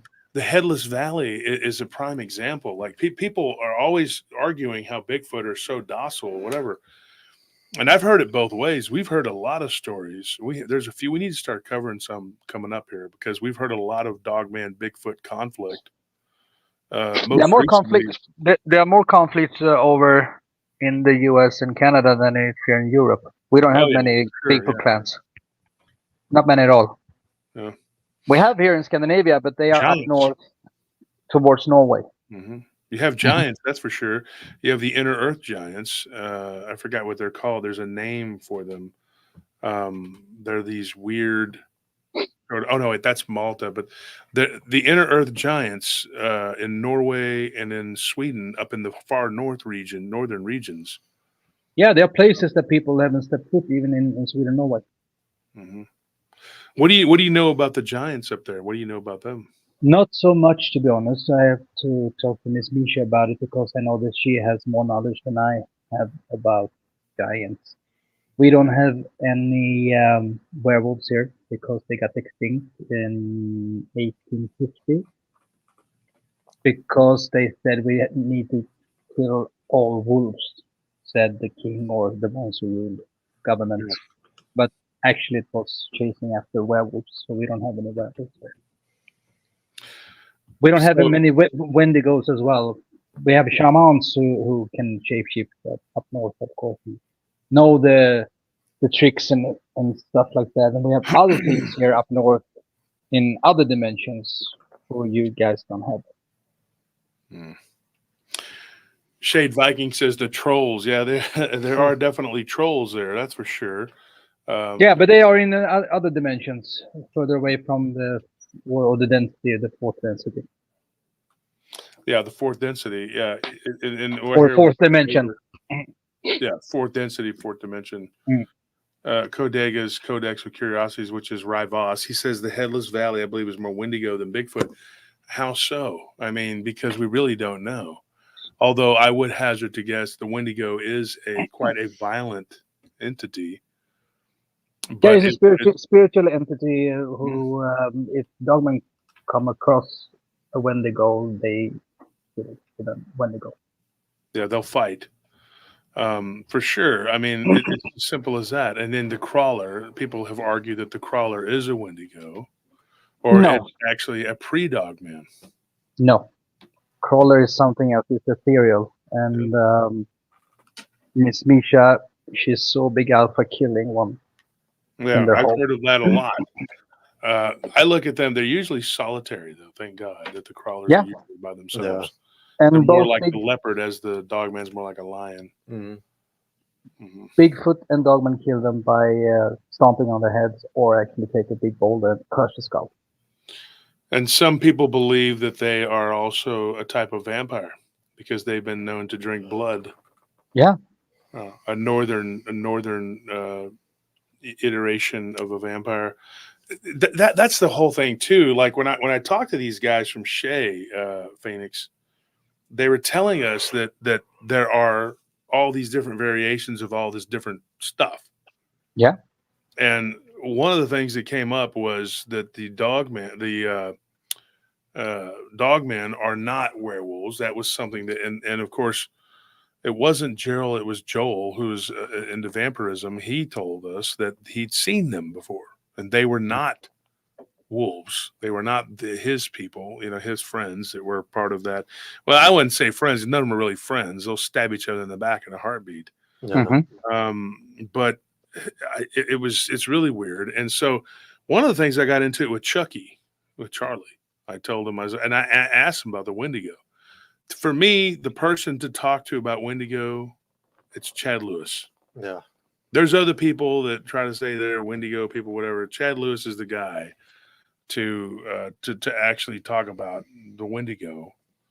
That's my opinion. There's other people who try to talk about it, whatever. But I think that Chad Lewis is done, like he talked about it some at our conference. Mm. And so he's a guy that if you really want to get into the Wendigo thing, he's the guy. But, there's so many people who want to be this guy or that guy or whatever, but the credibility has to be there. Yeah. And like people have asked me if I'm the Dogman guy, and I say, no, I'm not. I'm not any of the guy. Okay. Mhm. If you ask me what my wheelhouse is, I say nothing or everything.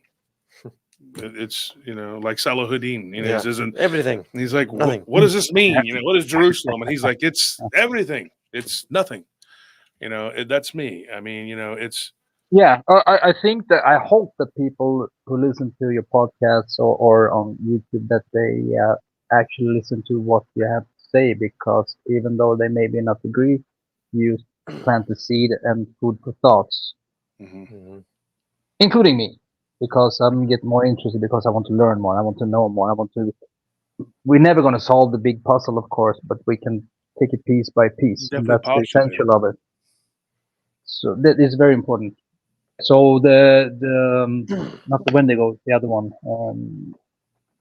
They look like rakes. Mm-hmm. The crawlers. The crawlers. The crawlers, yeah, sorry. The crawlers look like rakes.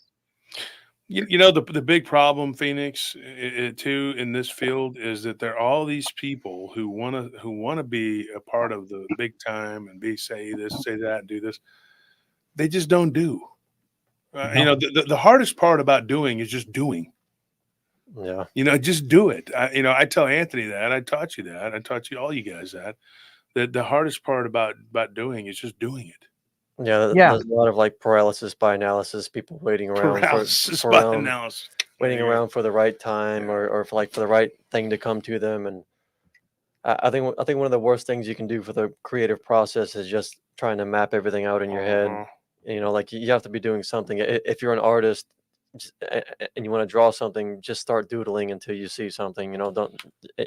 If you try and picture what you want to paint or draw in your head, you're just going to sit there with a blank canvas. Mm-hmm. If you're trying to come up with an idea, write stuff down, brainstorm something, keywords, anything before, like you have to be doing something.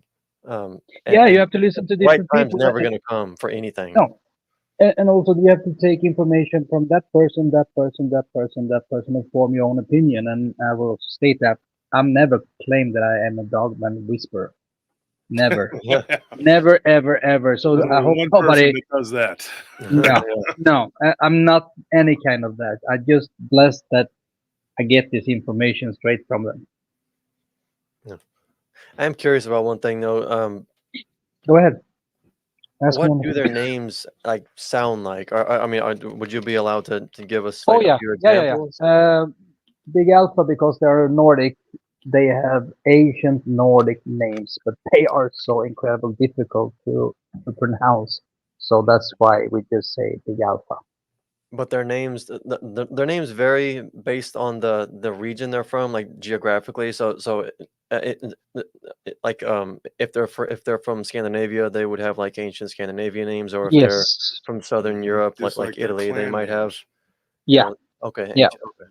And they come from different planets, universe, and they were put here on Earth to protect the mankind. Those ones who are Dogman and Bigfoot. Then again, all the other variations, which are not Dogman and Bigfoot. So, but their intention is to protect mankind, but and you say that they were put here for that purpose, but at whose behest are they doing this? That's the question.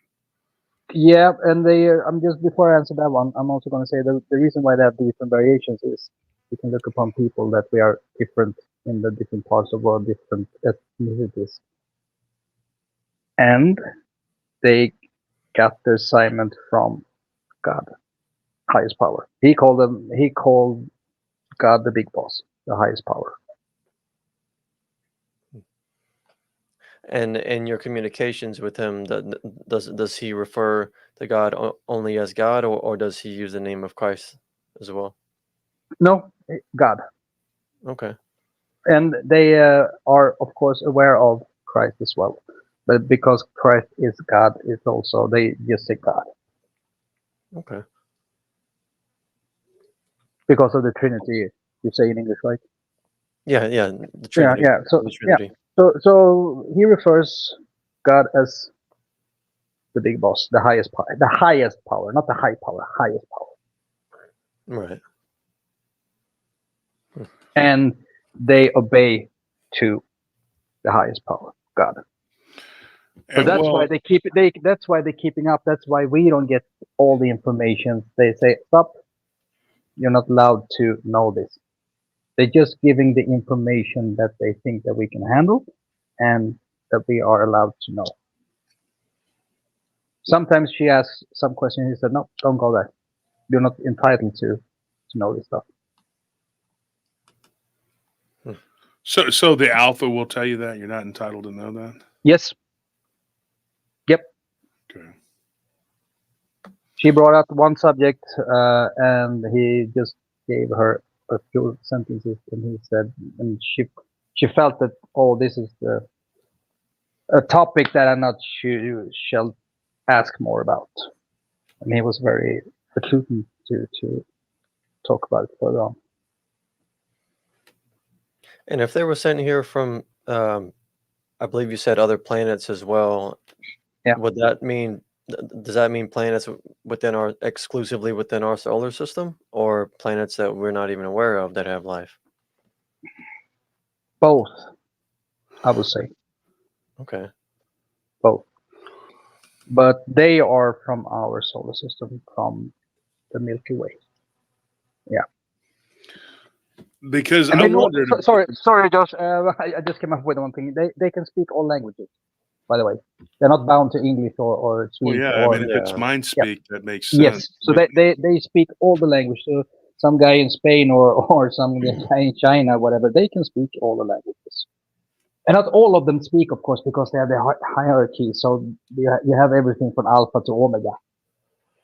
And some of them are more, like I said, they are individuals. So some of them are not so smart. Some of them are very smart.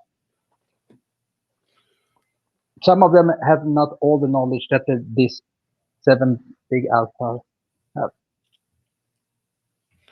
So let me ask you this: when this thing manifested in your house, Yeah. I mean, that didn't terrify you? No, not at all. I felt very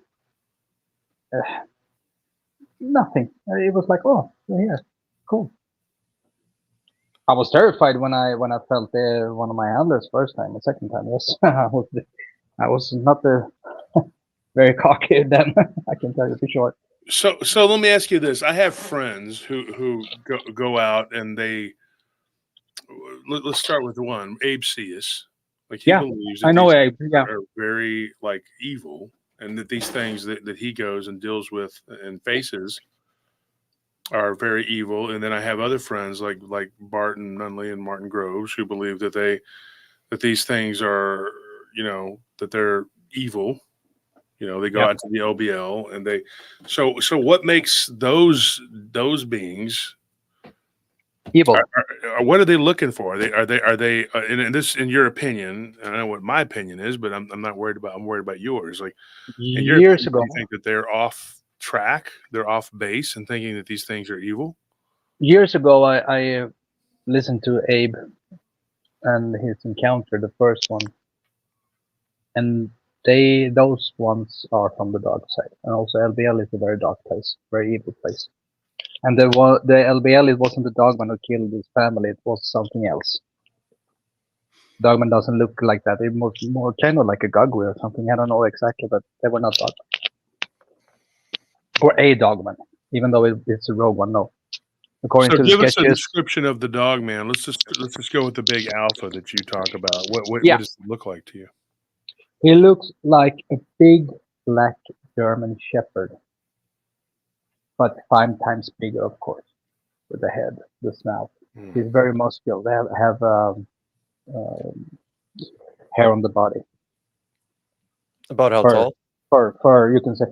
Tall, he's 10'4", or 320 meters in metric system. I don't know how much they weigh, but he's very tall. So he was hunched down because here the roof is, what is it, almost like 9 feet. The standard. Well, It's 20 200 meters would be like 60 feet. Yeah, No, well, no. I think he meant No, centimeters. 10 feet 4, Okay. or 320 centimeters, 3.2 meters. Well, Abe just showed up. He says here, "Good evening, Abe. We are talking about you. We were just talking bad about you. We're eh? talking bad about you and Barton. That's what. Now they're going to run and say he was talking Yeah. bad about him. Yeah. That's why we set it to where you can't rewind, so that you can't go back and see the bad things we were saying about you. Eh? Exactly. Good point.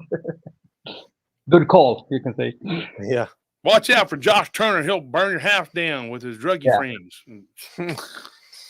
So they are big. They are very big, and they are very broad-shouldered and muscular. Oh, I've seen them. I've seen one. I mean, but Yeah. I am now of the opinion that may be a werewolf. What I saw. Yeah. I don't know, because okay, like if you guys haven't heard it, you got to go back and listen to the show we did last night. It was about a skinwalker. Well, we think it was a skinwalker. No. I don't know. We didn't put a label and say, well, this is a skinwalker, because who the hell knows? I mean, I don't. The werewolves, they don't have any tail. Well, I've heard different stories. They are more shapeshifters who turn into wolves. They have. But this being that was doing this, and they never really saw it straight up as a werewolf, but except for the one woman whose description was something that was laying on top of her, and she didn't see it, and so you can't say that 100% what it looked like. It was, but she felt it. So what are you dealing with? I mean, is it a skinwalker? What was I seeing? Was it a skinwalker, a dogman, a werewolf? It's hard. That's the thing. I mean, if you were in the ocean and you had all these different types of sharks, Yep, and you saw a 16-foot shark around your boat, does it matter really if it's a mako or a great white? I mean, it's Yeah. or a megalodon. Yeah. or a tiger shark or a bull shark that's the same size. I don't care. I'm not going to jump in the water and go, oh, this is one of those sharks is not as bad. It's a bronze whaler. They've been known to kill man, but they're not nearly as aggressive as the Still great 16 white. So let's feet just jump in there can and see still if this, kill me. let's see Yep. if this bronze whaler feels like killing me. Yeah, probably. If it's hungry, it's going to do whatever any being wants energy. It's going to eat, whether it's a spirit. Yeah, but it's for us. So within this community, I think it's very important that we separate it to play the puzzle. I guess, of course, like you said, it doesn't matter if what jumped her, because she was terrified and she felt she was in deadly danger and so on and so on. But for us, it's very important to try to separate each and every kind of cryptid as much as possible, and also, of course, discuss it, because there are a lot of opinions. That's how we strive forward. Definitely. Yeah. Yeah, and see, Terrence Childs says, Is it a werewolf and a dog man the same thing? I don't know. I mean, No, it's my not. guest is saying no. He's saying Nope. absolutely not. Nope. But how do we know? Exactly. We don't know. We don't. It's- But I have the feeling that I know anyway. Yeah. I can be that. Have you tried screaming out in the name of Jesus? You know, I rebuke you, just to see what would happen. What if he gets really mad and attacks you? That's a chance I can take when I Oh, see my man. pack. But you So, said But that I you know. limit But they what- what like he said that it doesn't affect them because they are here on the good side and they're on a mission on a purpose from the highest power. Because they don't believe in anything because they have so much more knowledge than we have. He knows a lot of stuff. He doesn't know everything, but he knows a lot of stuff. And when one say, "Oh, you ask about the future?" Because of course I get a lot of questions from the other shows, and that's not for us to know, even though they know, and they shy away from the different conflicts because they look upon humans pity, but they don't want us any harm as a mankind, but they think we are by the word lower race because what we do to each other and what we fight about, the famine, the pollutions, everything. We are destroying ourselves, you can say. So that's why they are not involved in that kind of thing because everything has to be as planned, the big plan. They are protecting us from other things from outside or inside. You know, they live, like I said, they live down below. They sleep down one of the below. reasons why they're so hard to kill, in my opinion, too, is because they do have the ability of bilocation. Mhm. Mhm. I believe that because there are people like Dahesh, Dr. Dahesh. If you look at him, look him up, folks, after the show. Check it out. This guy, I can tell you all about him. He was a Lebanese guy who actually started his own religion because he performed all these amazing feats. I don't want to call them miracles because I don't think it was of God. But he did things that were beyond, just, like he died. He was executed in Azerbaijan Mhm. as a spy during the revolution there. And then showed up in And then Lebanon. he showed up back in Lebanon, and now there was a weird thing that happened to me with bilocation, and several people, some of whom I'm in the chat sometimes, claim that they saw me at the club go up the stairs, and I spoke to them, and I was not there. I was in my truck because I was helping a friend of my friend Arash. I was helping his buddy move, a friend of ours from the Philippines. He was moving, and who subsequently he was the guy that he taught the schema, Mhm. the Filipino Yeah, the stick, eskrima the sticks. eskrima, whatever. That's what I Oh said. no, right. The Filipino knife fighting. I think it's called Kali. But Eskrima is Taekwondo. Taekwondo, but he actually, he was a pretty amazing guy. But anyway, we helped him move, and I'll never forget, when I came into the club that night, they said that I had a big knife with me, or a sword. I guess a sword was a Filipino weapon that was given to me, but I was not there. When I didn't walk in, I mean, Dee and Scorpion remember that. I know they do. Willie was there too. So was Squid. I think Starscream was there, but they said I showed up at the club. I wasn't there. It was not me. I don't know who they saw, but that's an incident of bilocation that is bizarre because I was still at 8:45 p.m. I was still out helping Arash, and we showed up at the club about 9:40. I was late that night, and the guys had been helping me, so I sent them on an hour and a half early before I left because I know that they can go in and start the club, whatever. And I'm not going to get in trouble, but if they show up late, they might. And so it was a very weird thing. Mhm. But if it can happen, I guess to me, accidentally, of course, I was living in a very bizarre place, and the club was a very bizarre place. Or if it could happen to people, like what we talked about this morning, we went over some cases that we have. Imagine, this happening to a Dogman could probably do this. You kill it and then it returns because it's by location. Mhm. What is that? I mean, it's a. But the real ones, the real ones, they don't. They die, and they die. They don't pop up again. No, there's something else then. The real ones die, and I'm gonna be a little bit sidetracked here. Also, the reason why they don't kill people unless it's self-defense, you should not shoot at them unless it's life-threatening situation, is because Alpha told us that they have one international force, and the government knows about this because they are funding the force, who goes from country to country to deal with it, and they want these different packs to be in a certain specific area. Of course, not everybody in the military knows about it, but yes, they have. And he told us about one altercation here in Sweden where one of the or two of the soldiers were killed, and also a couple of dogmen. And up in Finland, I think it was like 15 years ago now, one guy from Thailand who was there during the summer to pick berries, because a lot of people from Thailand comes to Sweden, Norway, Finland to work during the summer. And he called his friend and said, "There's a big dog chasing me or eyeballing me from distance." And then the military came because they didn't find him. I mean, we've had somebody literally get their silver cord almost snapped because they came out of their body. And this person is not an astral projector on purpose. People do it on accident. It just happens. Mm-hmm. But she nearly had her silver cord snapped by being chased by an ethereal dogman. Mm-hmm.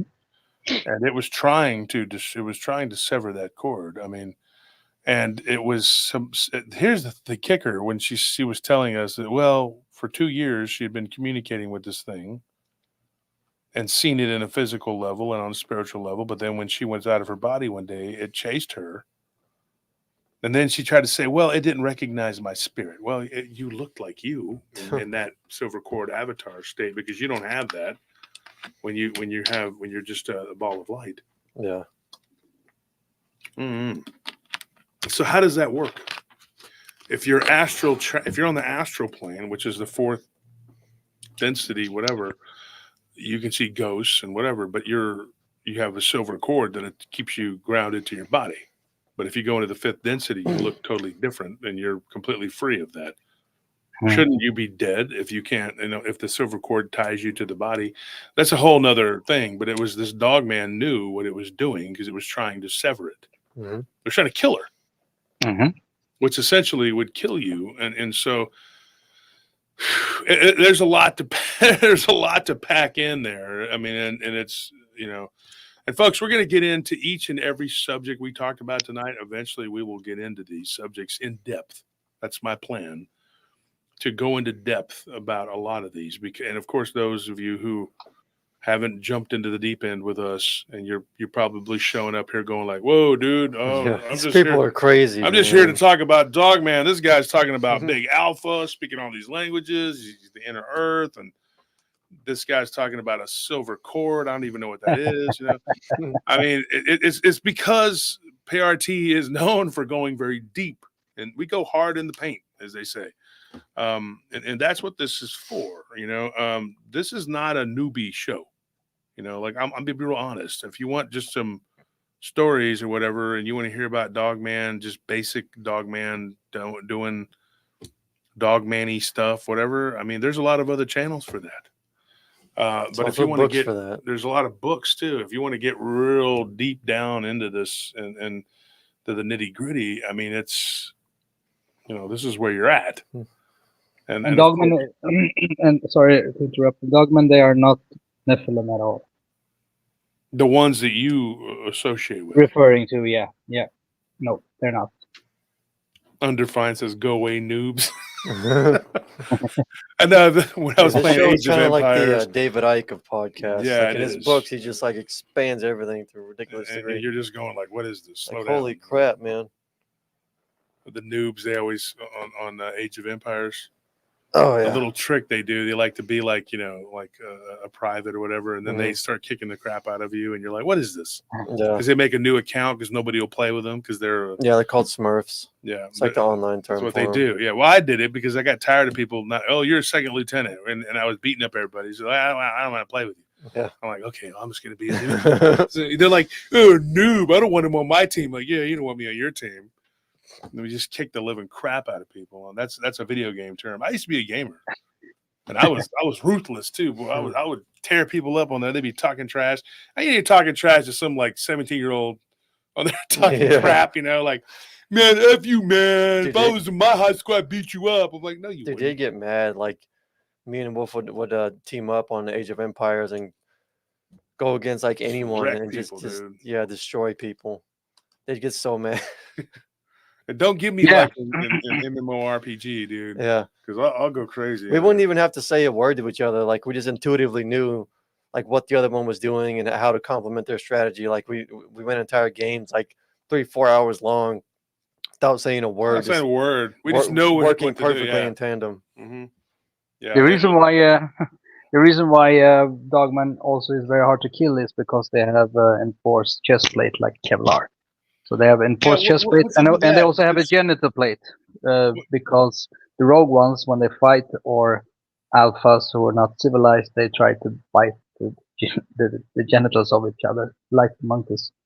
And they can, or when you see some of picture or video clip that you can see something run very fast, they can run up to 110 miles per hour, and they heard of that.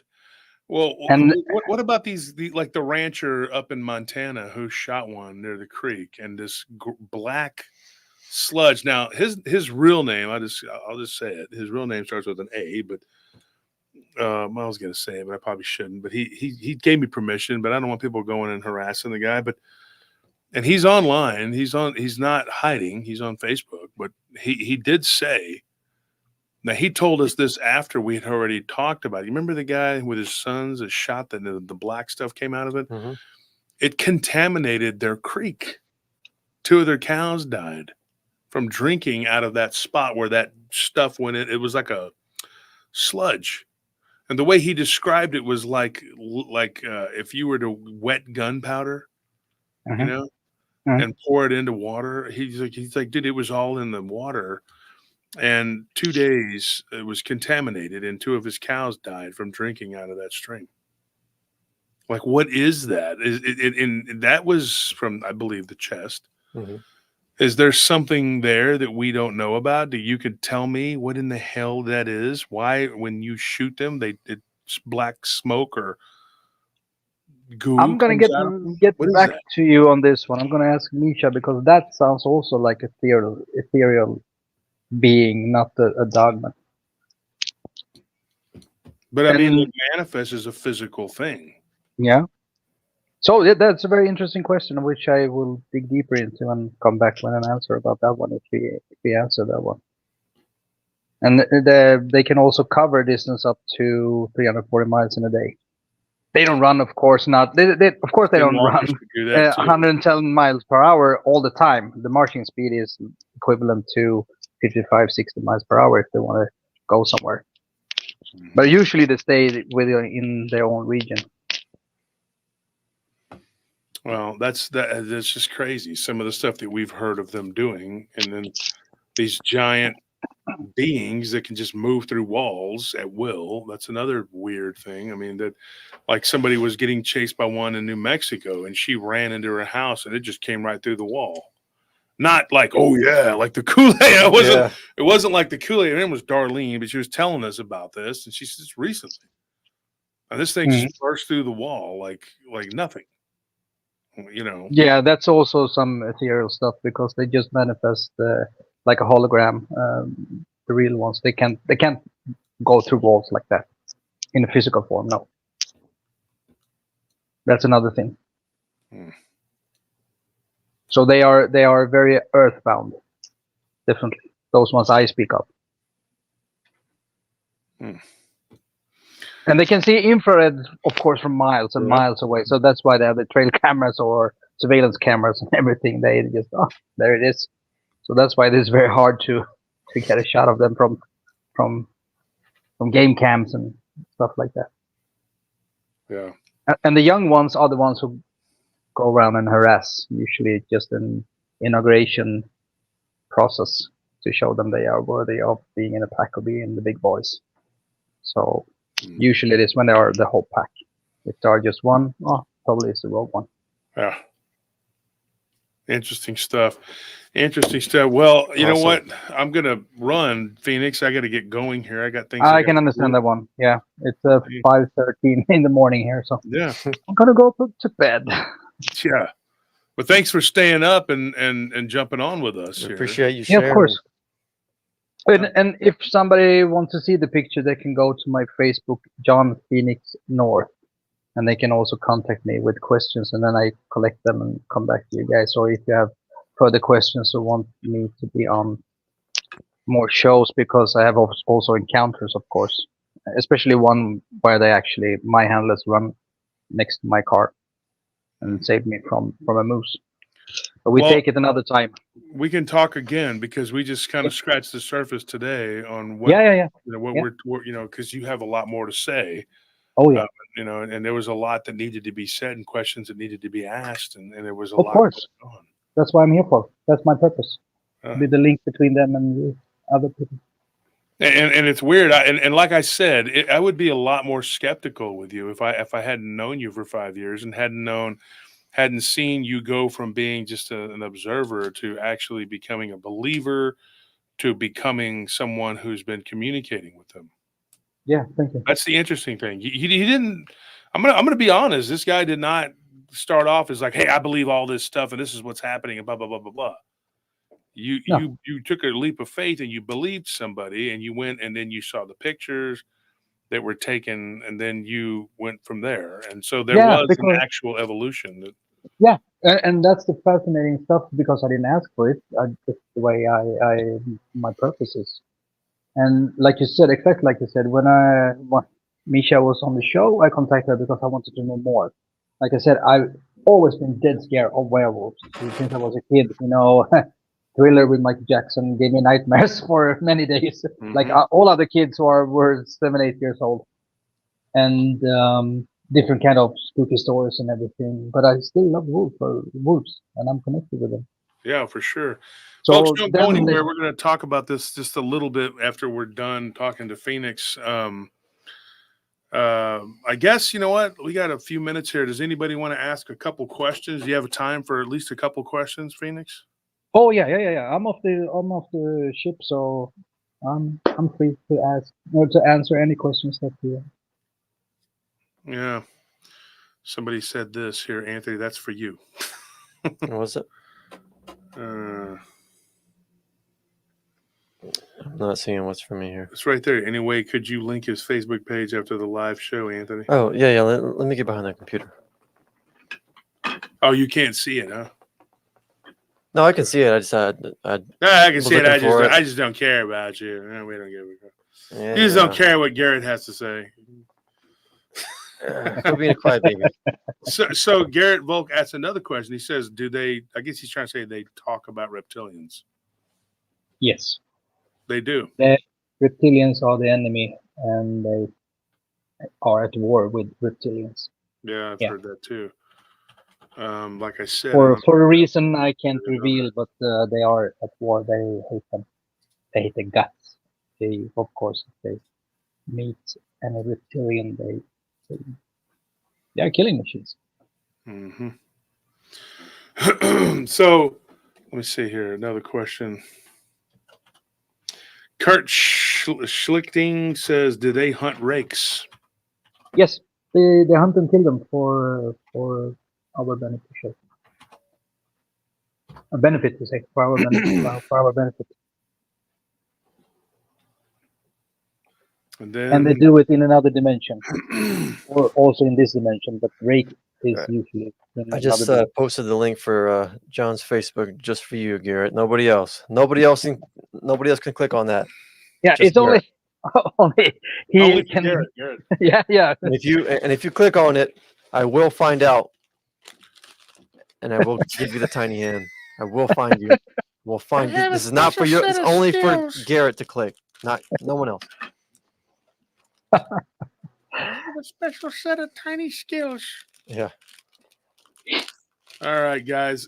So the last question here, Under Fire 987. Why do they watch over humanity? Why is humanity so important to them? Like I said before, they watch over the humanity because the assignment from the highest power, from God. And humanity is so important to protect just by the purpose because they're steadfast, they're loyal, and they are warriors on our behalf. And the highest power have commanded them to protect us. Well, So the people who listen to this now live or later on, you can just go to my Facebook page and post questions. I check them, not daily maybe, but try to collect them. we'll have you back on. We'll talk again. We Yeah. need to record so we can put it out for the podcast people. Yeah. That sounds weird for the pod people. Huh. All right, Phoenix, we'll talk again. Yep. Yep. I would just want to say you guys doing a tremendous job, all of you. Well, I'm glad you think that. A lot of people Appreciate hate our that. guts. Like I said, I've been following you since DR time. So when you start talking about having your own podcast, I was like, yes. Yeah. Okay. Well, I appreciate Okay. it, man. We'll see you. Talk to you later, guys. Have a round of applause for John, everyone. Round of applause Yes, for him. exactly. Let's do this. Thank you. Thank you very much. Really nice. I appreciate it. And I'm honored to be on your show, guys. I've been waiting 4 years. So Incredible. the time was right now. So have a great evening. And I'll talk to you guys. Josh, we can talk private when you For have sure. the time. We will. And yeah, perfect. All right. Good night. Good night. So, codename Phoenix, not his real name, but yeah, we've talked for a long time. We've been talking, and interesting guy. And I'm telling you the truth, though. Like I saw him going from being interested in what Misha had talked about on the show, and then he became. He was kind of a skeptic, and then he finally went up there and made him a believer. I don't know. I don't know what to think. What do you think? I think he was being honest about what he believes, but I can't say that I believe or don't believe it. I have to take it all with a grain of salt and With measure every story yeah, and measure it up against all the other encounters that that people send in. Man, we got so much to talk about, so much Yeah. stuff to do. Because, like you said, I mean, like a lot of it does line up with previous encounters about these things. Mm-hmm. But at the same time, I'm not going to take any of it as gospel.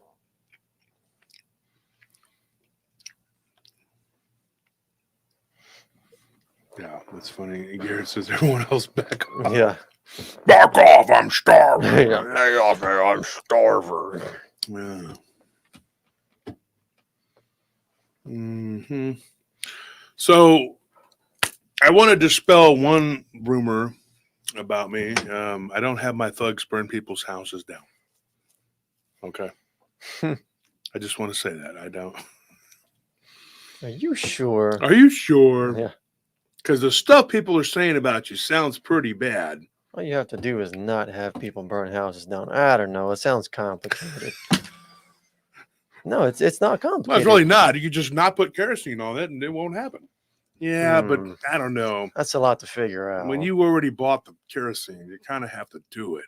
I mean, it's there. Have you bought it yet? Well, no, but I'm going to because I just can't help myself. It's not that expensive.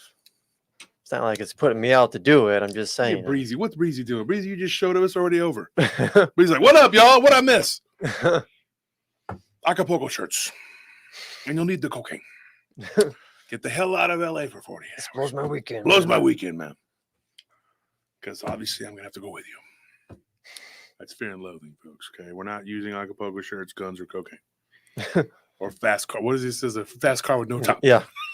Have to run a really fast car. Run a really fast car with no top. Well, I suggest you buy a motorcycle. I'm glad my lawyers don't tell me crap like that, because I'd probably be like, oh, well, yeah, the lawyer said so. Said I should buy a fast car with no top. I mean, I'm just saying. Yeah, John. I put out the link to your to the Facebook page that you specifically mentioned, John Phoenix North. No, we put out your private information to everyone. It's now around. Yeah, the world. and also your social security, the equivalent of whatever Swedish people have for a social security number. I put that out there too. It's there. Yeah. That's you're done. You've been. Is it doxed? Yeah. You've been doxed. You've been doxed by a smooth criminal. Somebody says, that's random as the Looney Tunes that running around saying burning houses down. Yes. Yeah. Somebody actually said that. But I threatened, my thugs threatened to burn his house. So you have people, you're sending people to first it was you're sending people to break into houses. Mm-hmm. No, to commit home invasions. To commit home invasions. That was y'all, supposedly. Yeah. Yeah, so it's supposedly me and Tony were the two thugs doing that. But now there's other ones who are just straight up burning it down. Mm. So, it's let's get down to brass tacks. How much for the ape? Yeah. He's like, I'm getting the fear. Yeah. I'm getting the fear. I could not describe the horror I felt. Serious anxiety because you're on drugs, dude. See, Delana, he says he just ate a protein cookie in a weird way. That's all. Yeah, and my enemies will watch me and be like, did you see him in that interview? He was eating a protein cookie in a very satanic way. That proves he is a Nazi, communist, satanic, whatever bad thing could happen. That's He what said he was studying a grimoire. He's all the bad things, and we're all the good things.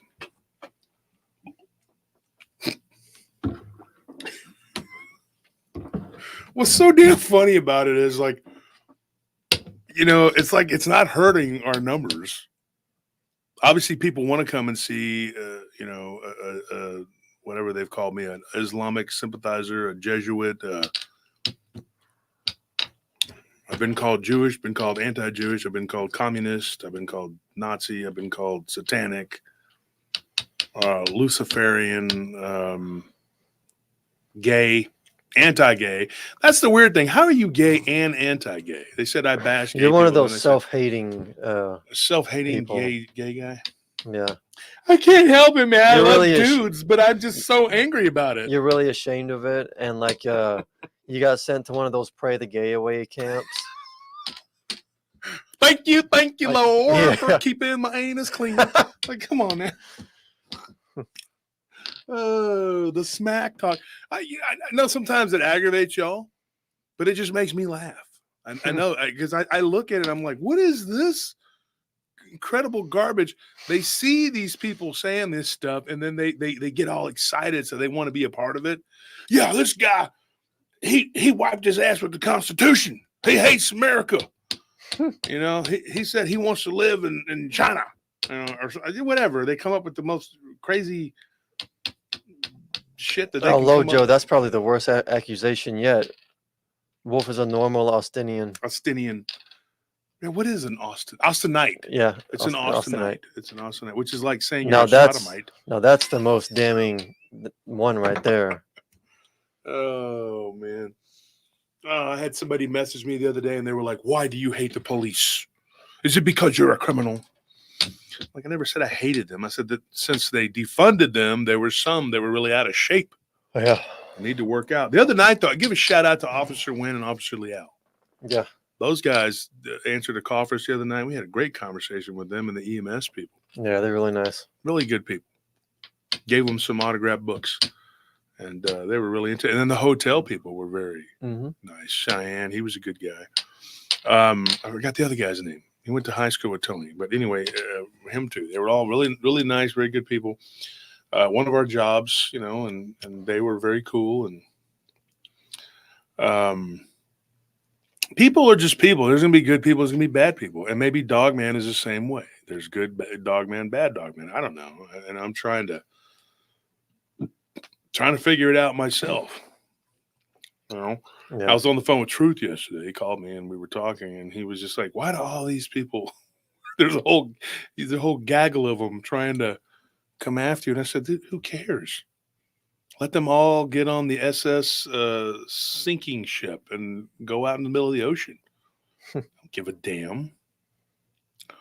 You know, and to answer the question, you know, I said this before about signing the waiver. It's like, oh, there he is threatening somebody.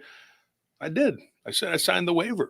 If you signed the waiver and I beat you to death, that's on you because you signed a waiver.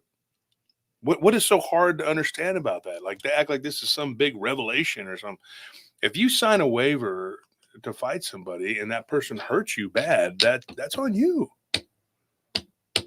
You know, none of this stuff is some big reveal. You know, I'm waiting for the next big reveal. What am I now? What will I be next? What will I be next? Living in a van down by the river. And as you can see, I am totally just distraught and destroyed by the accusations against me. And all it does is make people just, you look unhinged. I mean, you look, you know, when you put that much time, energy, and effort into going after people, you know, and you can see how much it really affects me. I mean, look at my face. Look at how much it affects me. Look at me. Look at me. You've totally just, my face is melting. I'm totally destroyed. I'm going to leave here tonight and I'm not even going to eat dinner. I'm just going to be sitting there in a dark room contemplating, you know, jumping off a bridge because I'm so upset. I'm absolutely just, I just, you know, it's unbelievable how upset I am. Take a look, folks. This is the face of a very distraught person. Can't tell you how distraught I am. Yeah. Because some people don't like me. Just make sure you're sad and like save all that for after dinner because I want to eat. Yeah, I probably will. After I'm gonna gobble up some food 'cause and then be sad. Yeah, because I don't want to deal with you being moping around on when I'm on a That's empty understandable. stomach. Yeah, You know? I get it. Yeah. I agree. We will be. Let's making bacon pancakes and then get upset and then Yeah. be upset. You know, I mean, like, or like maybe because I eat it. And I'm like, supposed like Cartman, like the fat kid. He's like, he's crying while he's eating it in the fat camp. You know that episode? yeah, Yeah, that's me. I'm eating. because I mean, like I if eat because I'm so upset. you're gonna be sad and mope around, you might as well do it on a full stomach, right? Exactly. I don't know how Wolf will you lose those sleep, man? How does Wolf sleep at night with his conscience? He's destroyed families. What the freaking hell are they talking? I've destroyed families? For what? Talking about Dogman? Okay. Yeah, sure. Whatever you say, rightio. You know, I don't understand. I guess I should say I'm kind of flattered that people would put that much energy into me, and having haters is quite an honor, though. I'm not joking because at first I didn't realize it, but having haters lets you know that you've made it. Like that's how you know you've made it, because people hate you. You know, and they dedicate their lives to you. Like they're It's watching like when right people now. can't stop paying attention to you. No, they're watching right now so they can Oh, find yeah. something to hate about me. You know, his hair was not looking perfect. His hair was, I don't know, what is this, like ice cream cone swirly thing going on his head? It just looks weird. It's just something about him. He's got an unsavory. I wouldn't eat him if his head was an ice cream cone. Yeah. Right? Don't. I'm not everybody's cup of tea, man. But yeah, it's fun. I have fun with it. I don't give a shit. But the lawyer's gonna have more fun. Put it that way. You know, and you know, I get that people want to be heard and they want their 5 minutes of fame or whatever, but there's a price to pay for that, and the bill always comes due. You know, it's like a credit card; you will have to pay. Somebody asked me that the other day. They said, "Do you believe that you will answer for everything, even if you've been forgiven?" I said, "Absolutely." There is no free lunch. I mean, it's going to happen. You're going to have to pay. Just doesn't exactly. Greg Ellison hit the nail on the head. There you go. Well, threat to national security. And then the rumor that I want to destroy all the other channels and be the only guy, whatever. I'm going to sit here and give Tony Merkel props right now. Go check out the interview with that Nathan guy. Mm-hmm. I didn't even get to see it all. I saw part of it, and Tony did a great job. He's always good at what he's doing. And I want to apologize right now, to Barton because I had to do it tonight because I had told this guy, but Sunday we had a family medical emergency, and I feel bad about not showing up on Monday for you guys, and I had to. Tonight was the night I had to do it because tomorrow night I don't think I'm going to be able to make it on. Because I have things I have to do tomorrow because we were not planning on it, but apparently we're having a family thing out at my cousin's ranch, and so we're going to go out there. He's got a nice 100-acre ranch out there, and we're going to go and do firepower, Fireworks. fire bad. So we're going to go out there. I didn't know until like a few hours ago. They're like, oh, okay. So then I have no choice. I can't push it back to another day. I had to do it tonight. This isn't going to be a regular thing, me being on Wednesday. Mm-hmm. And I'm sorry, but sometimes I have things I have to do. And it wasn't anything personal. Just like I had to do a Monday one night, or was it a Monday? Where Tech's show was on Monday, and I didn't mean to step on his toes, and I've had to step on BMR's toes at times, and Dark Relief. That Nathan interview was amazing. What I saw that was really, and what I liked about that, the poor guy. I'm not trying to say I liked what he went through, but it validates a lot of what we've been saying. This is not, this isn't bullshit. I mean, I'm telling you, these people are coming out and they're talking about these things, and we're running out of time, folks. We're in a time of the quickening. Look at how fast time moving right now. These people that are suffering and going through these things, this is all part of it. And we have to be ready. I mean, it's I don't know, man. I mean, there's a lot that is happening in our world. And I'm glad that Boomer's talking about things and Blondes and Booze are talking about things. Other friends of ours, Rai Voss, of course, he was in the chat today. There's too many people to name. I don't want to leave anybody out. Tex, he does a good job. Monica Rollins is, Abe C is, Joe Breezy, Matt Imsh. I mean, these are all my friends, and they're doing really good work. And like I said, my apologies to Bart. I wasn't trying to step on his toes.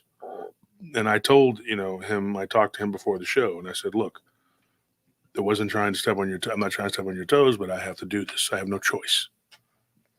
And he told me, well, have a good show. So if I messed it up, I didn't mean to. I wasn't trying to, but it's just what we have to do. Well, see, look, Slim Jimmy says, thanks for keeping me entertained while I'm on the highway. There's all these people like, I only listen to the podcast because I can't watch it. You can't hear us talking? Can't hear us talking to her?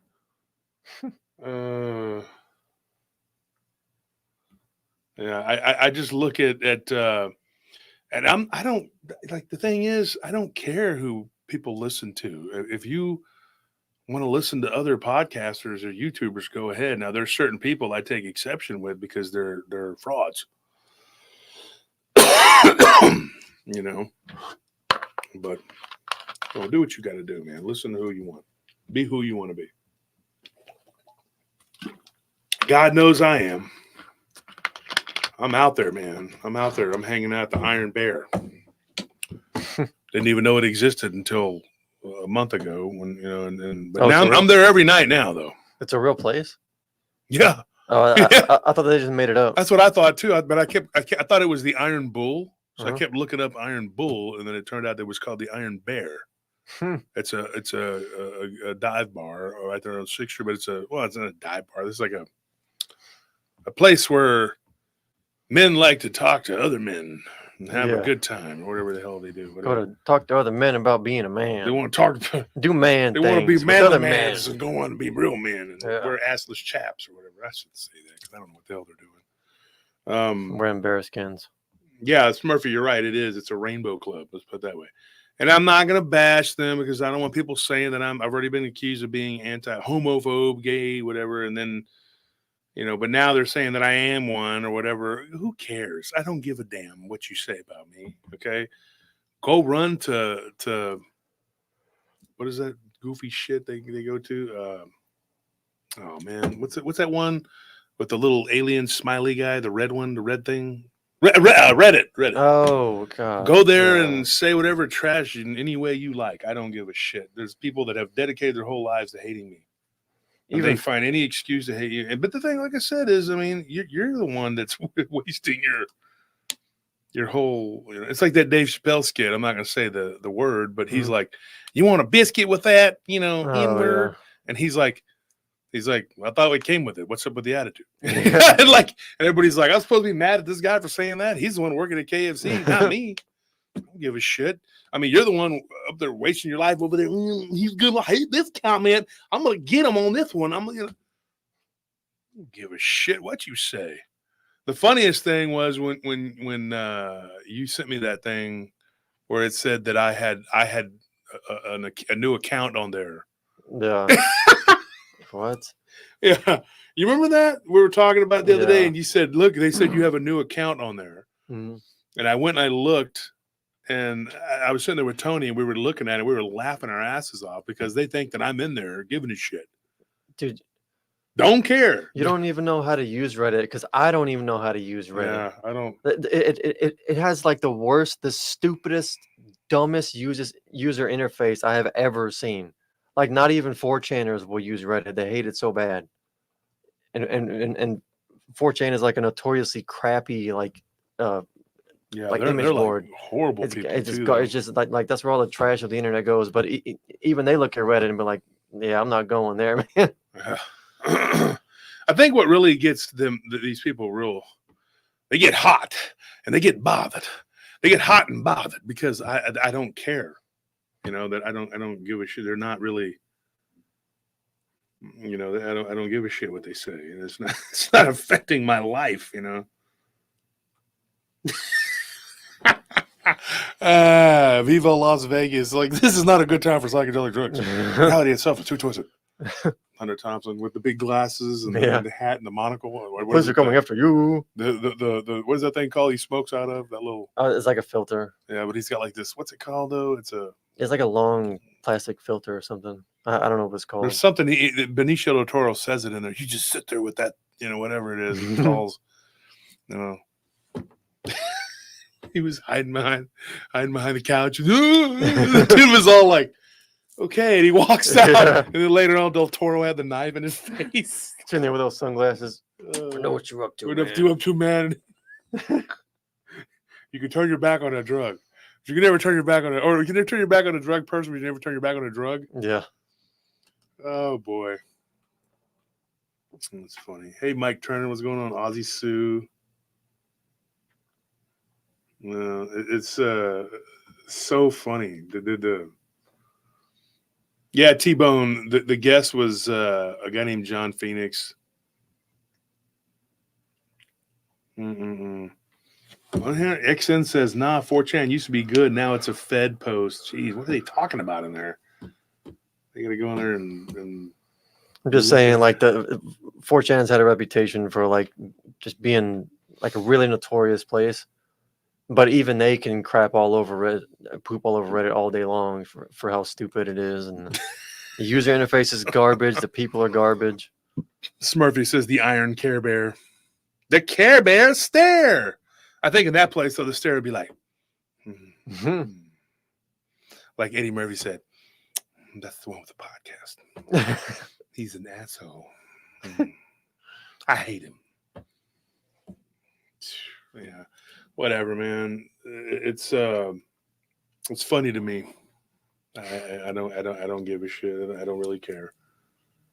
The things that they come up with and say, and I love their generalizations. How they say the things that they generalize. It was so freaking funny. Some of that crap that was just, oh my gosh. It's like the same ones too. So they're really dedicating big chunks of their life. I mean, stuff this long. This long of just absolute lies. And then they say, but I really don't care about this guy. Well, yeah, you typed out an entire book about me. Why don't you just write a book? Just make a book. Just make up a book. Make up a book called How Josh Turner Killed the World. How he killed everyone innocent and bad and drank their blood. He was Parmer Ln mixed with the devil. Hitler and Swayze, Trump and Travolta. Except for without Travolta. We'll take him out and we'll put in Parmer Ln. It was horrible. The kids ask you years later, who was the worst man in your time? Well, some people thought it was Hitler or Stalin, but in my opinion, it was a guy named Josh Turner. Not the country singer. He sucked too, but mostly this guy on the internet that talked about a creature called Dogman and Bigfoot and ghosts. He was the worst. He was just, his hair was messed up half the time, and he just looked weird, and his face was like pudgy, and he looked like a Campbell Soup is good food head ass looking dude. He just was terrible. He was horrible. Do not ever watch the guy. If you took Jerry Jones and Jim Jones and Alex Jones and Star Jones and you mixed them all together, you would just have a Josh Turner Jones pudding. And then that was him. He was their homunculus. He was ridiculous. Absolutely. Just horrible. He voted for Hubert Humphrey and he killed Jesus. He's horrible. There you go. He's the Zodiac Killer. Really? The Zodiac Killer? What about the guy the town that dreaded Sunday? That guy. No, I couldn't have been him because that would have been too long ago. Well, I would have been really young though to be the Zodiac Killer. I would have been like a little child. I mean, maybe you started young. You know? Yeah, maybe. Never know. It really was. I was astral projecting. Yeah. As most Satanists to people do, or Satanists do. But yeah. Well, that's funny. Thank you for doing that. I don't know who you know who. In Wolf's previous life, he was the Zodiac Killer. I'm so bad that in my next life, I'm already going to have a life sentence to prison. I'm so bad. You know, I'm so bad. It's a crime. That's right. It's going to be, it's horrible. So anyway, Charles Centers, thank you for getting those memberships. Get those memberships, folks, because it's like $5. And then you get entered into the giveaway on Sunday. And we had 4 winners. Was it 4? Yeah. We had 4 winners last Sunday. And also, if you're a mod, don't forget to, now there is someone who's been trying to get us, and I want to give you something, but you're from Australia. You're really going to have to give me your PayPal link because I personally do not know your PayPal link. So I can't give you anything if you don't do it. Because if you win and you're from Australia, what we decided is we're going to give you $40. And then you can take it and go buy what you want from the PRT store or don't buy anything. Just keep it. It's yours. Yeah. Okay. So $40 if you're the winner from Australia. And if you're from Britain, you're going to get a book from either Deborah Hatswell or Paul Sinclair. Mm-hmm. Right. So there's that. The Shade Viking, thank you for that donation. Tennessee Ridge Runner, thank you for those 5 Paranormal Roundtable memberships, purchases. Sugar Britches, oh, you're the best. $20, and you shouldn't even be doing that. Montana Black, thank you for that donations. Happy early 4th of July. Interesting random fact. The Beast of Gévaudan from France was killed 7 years before the independence of the USA. Two Shadows, thank you for that donation. Slim Jimmy. Love the name. And Amy Krill, thank you guys for donating. Appreciate it, everybody who donated. That's another thing that seems to burn their asses is people giving money. Why are you giving him money? Why? They get so aggravated when you do that. It just I think they blow their O-ring out of their butthole when they Every time it happens, they take another sip of their Mad Dog 2020 or their Steel Reserve 211 that they stole with their stolen trench coat. Yeah, or their Busch Light or Coors Light, whatever. They just take another swig for every donation y'all make. Real men They drink can't take Busch. it. They hate it. Yeah, they just can't take it, man. or Ice House. So Mystical Wonderland says, I mean, y'all aren't getting my email for winning several weeks ago. Anthony picked me. What is it? So go ahead and send it right now. Send it right now. Let me do a quick search Okay, and see my if I phone can. is now dead. If you Now it's just a black mirror. if you sent that email under your username, I can search for Mystical Wonderland in our email real quick. Hang on. Because it's probably buried under 1,000 other ones. Just search for Mystical.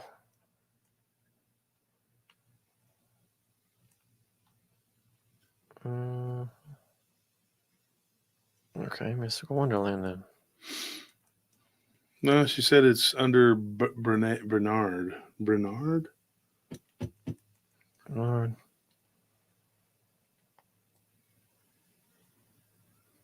It's Bernard.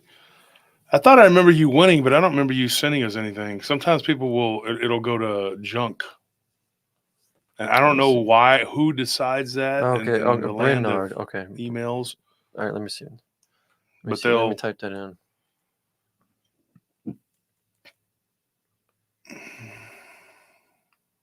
Brianna L says, I won a hoodie back in December, but a lot happened and I was unable to email you guys. Why did you not email us?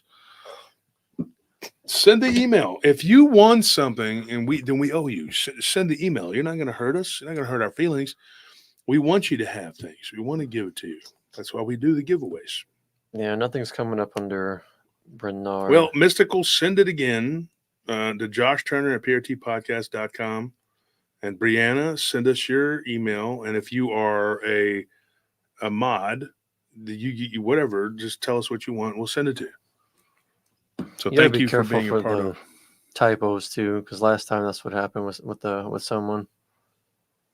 Yeah. Yeah, there's typos. So anyway, we have to run. Thank you for tuning in. Tomorrow is 4th of July. I hope everybody has a great 4th of July. Have fun. Have a good time. And just, hang loose. Do what you got to do. Blow some stuff up. And I don't mean in a bad, angry, whatever way. Just, just have some fun, pop some fireworks, and eat some bratwurst or whatever it is that you do or you're going to do, and enjoy yourself and have a good time. I mean, that's what life is. It's just we're trying to make it here. Okay. So we're gonna play out here. Yeah, I got it. It's no biggie.